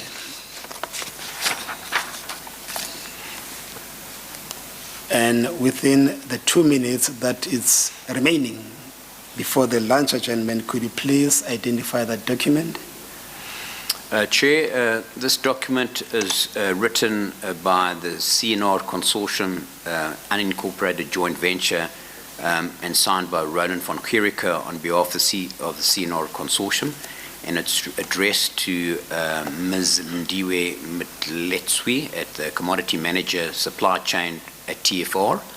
And in short, what it says is that with reference to the TFR request relating to CNR response for the cost impact of building the locomotives in Durban, we'd like to point out that our original quotation is based upon building the locomotives in Kuduspoort or Germiston. And it's a request by Roland van Kierik on behalf of the consortium. Can you please reconsider us rather building in Kuduspoort as opposed to Bayhead in Durban? So it is quite apparent from reading this annexure that it was the consortium's view that it's far much more better to do the operations in Kuduspoort rather than to locate it to Durban. Is the message? Correct, Your Chair. The officers are here, a lot of the suppliers are based up in Johannesburg. The preference would have been Kuduspoort as opposed to Bayhead, Durban. Yes. Chair, would be the appropriate time to adjourn? Yes, no, that's fine. Let's adjourn. We'll adjourn until 2:15. We adjourn. All right.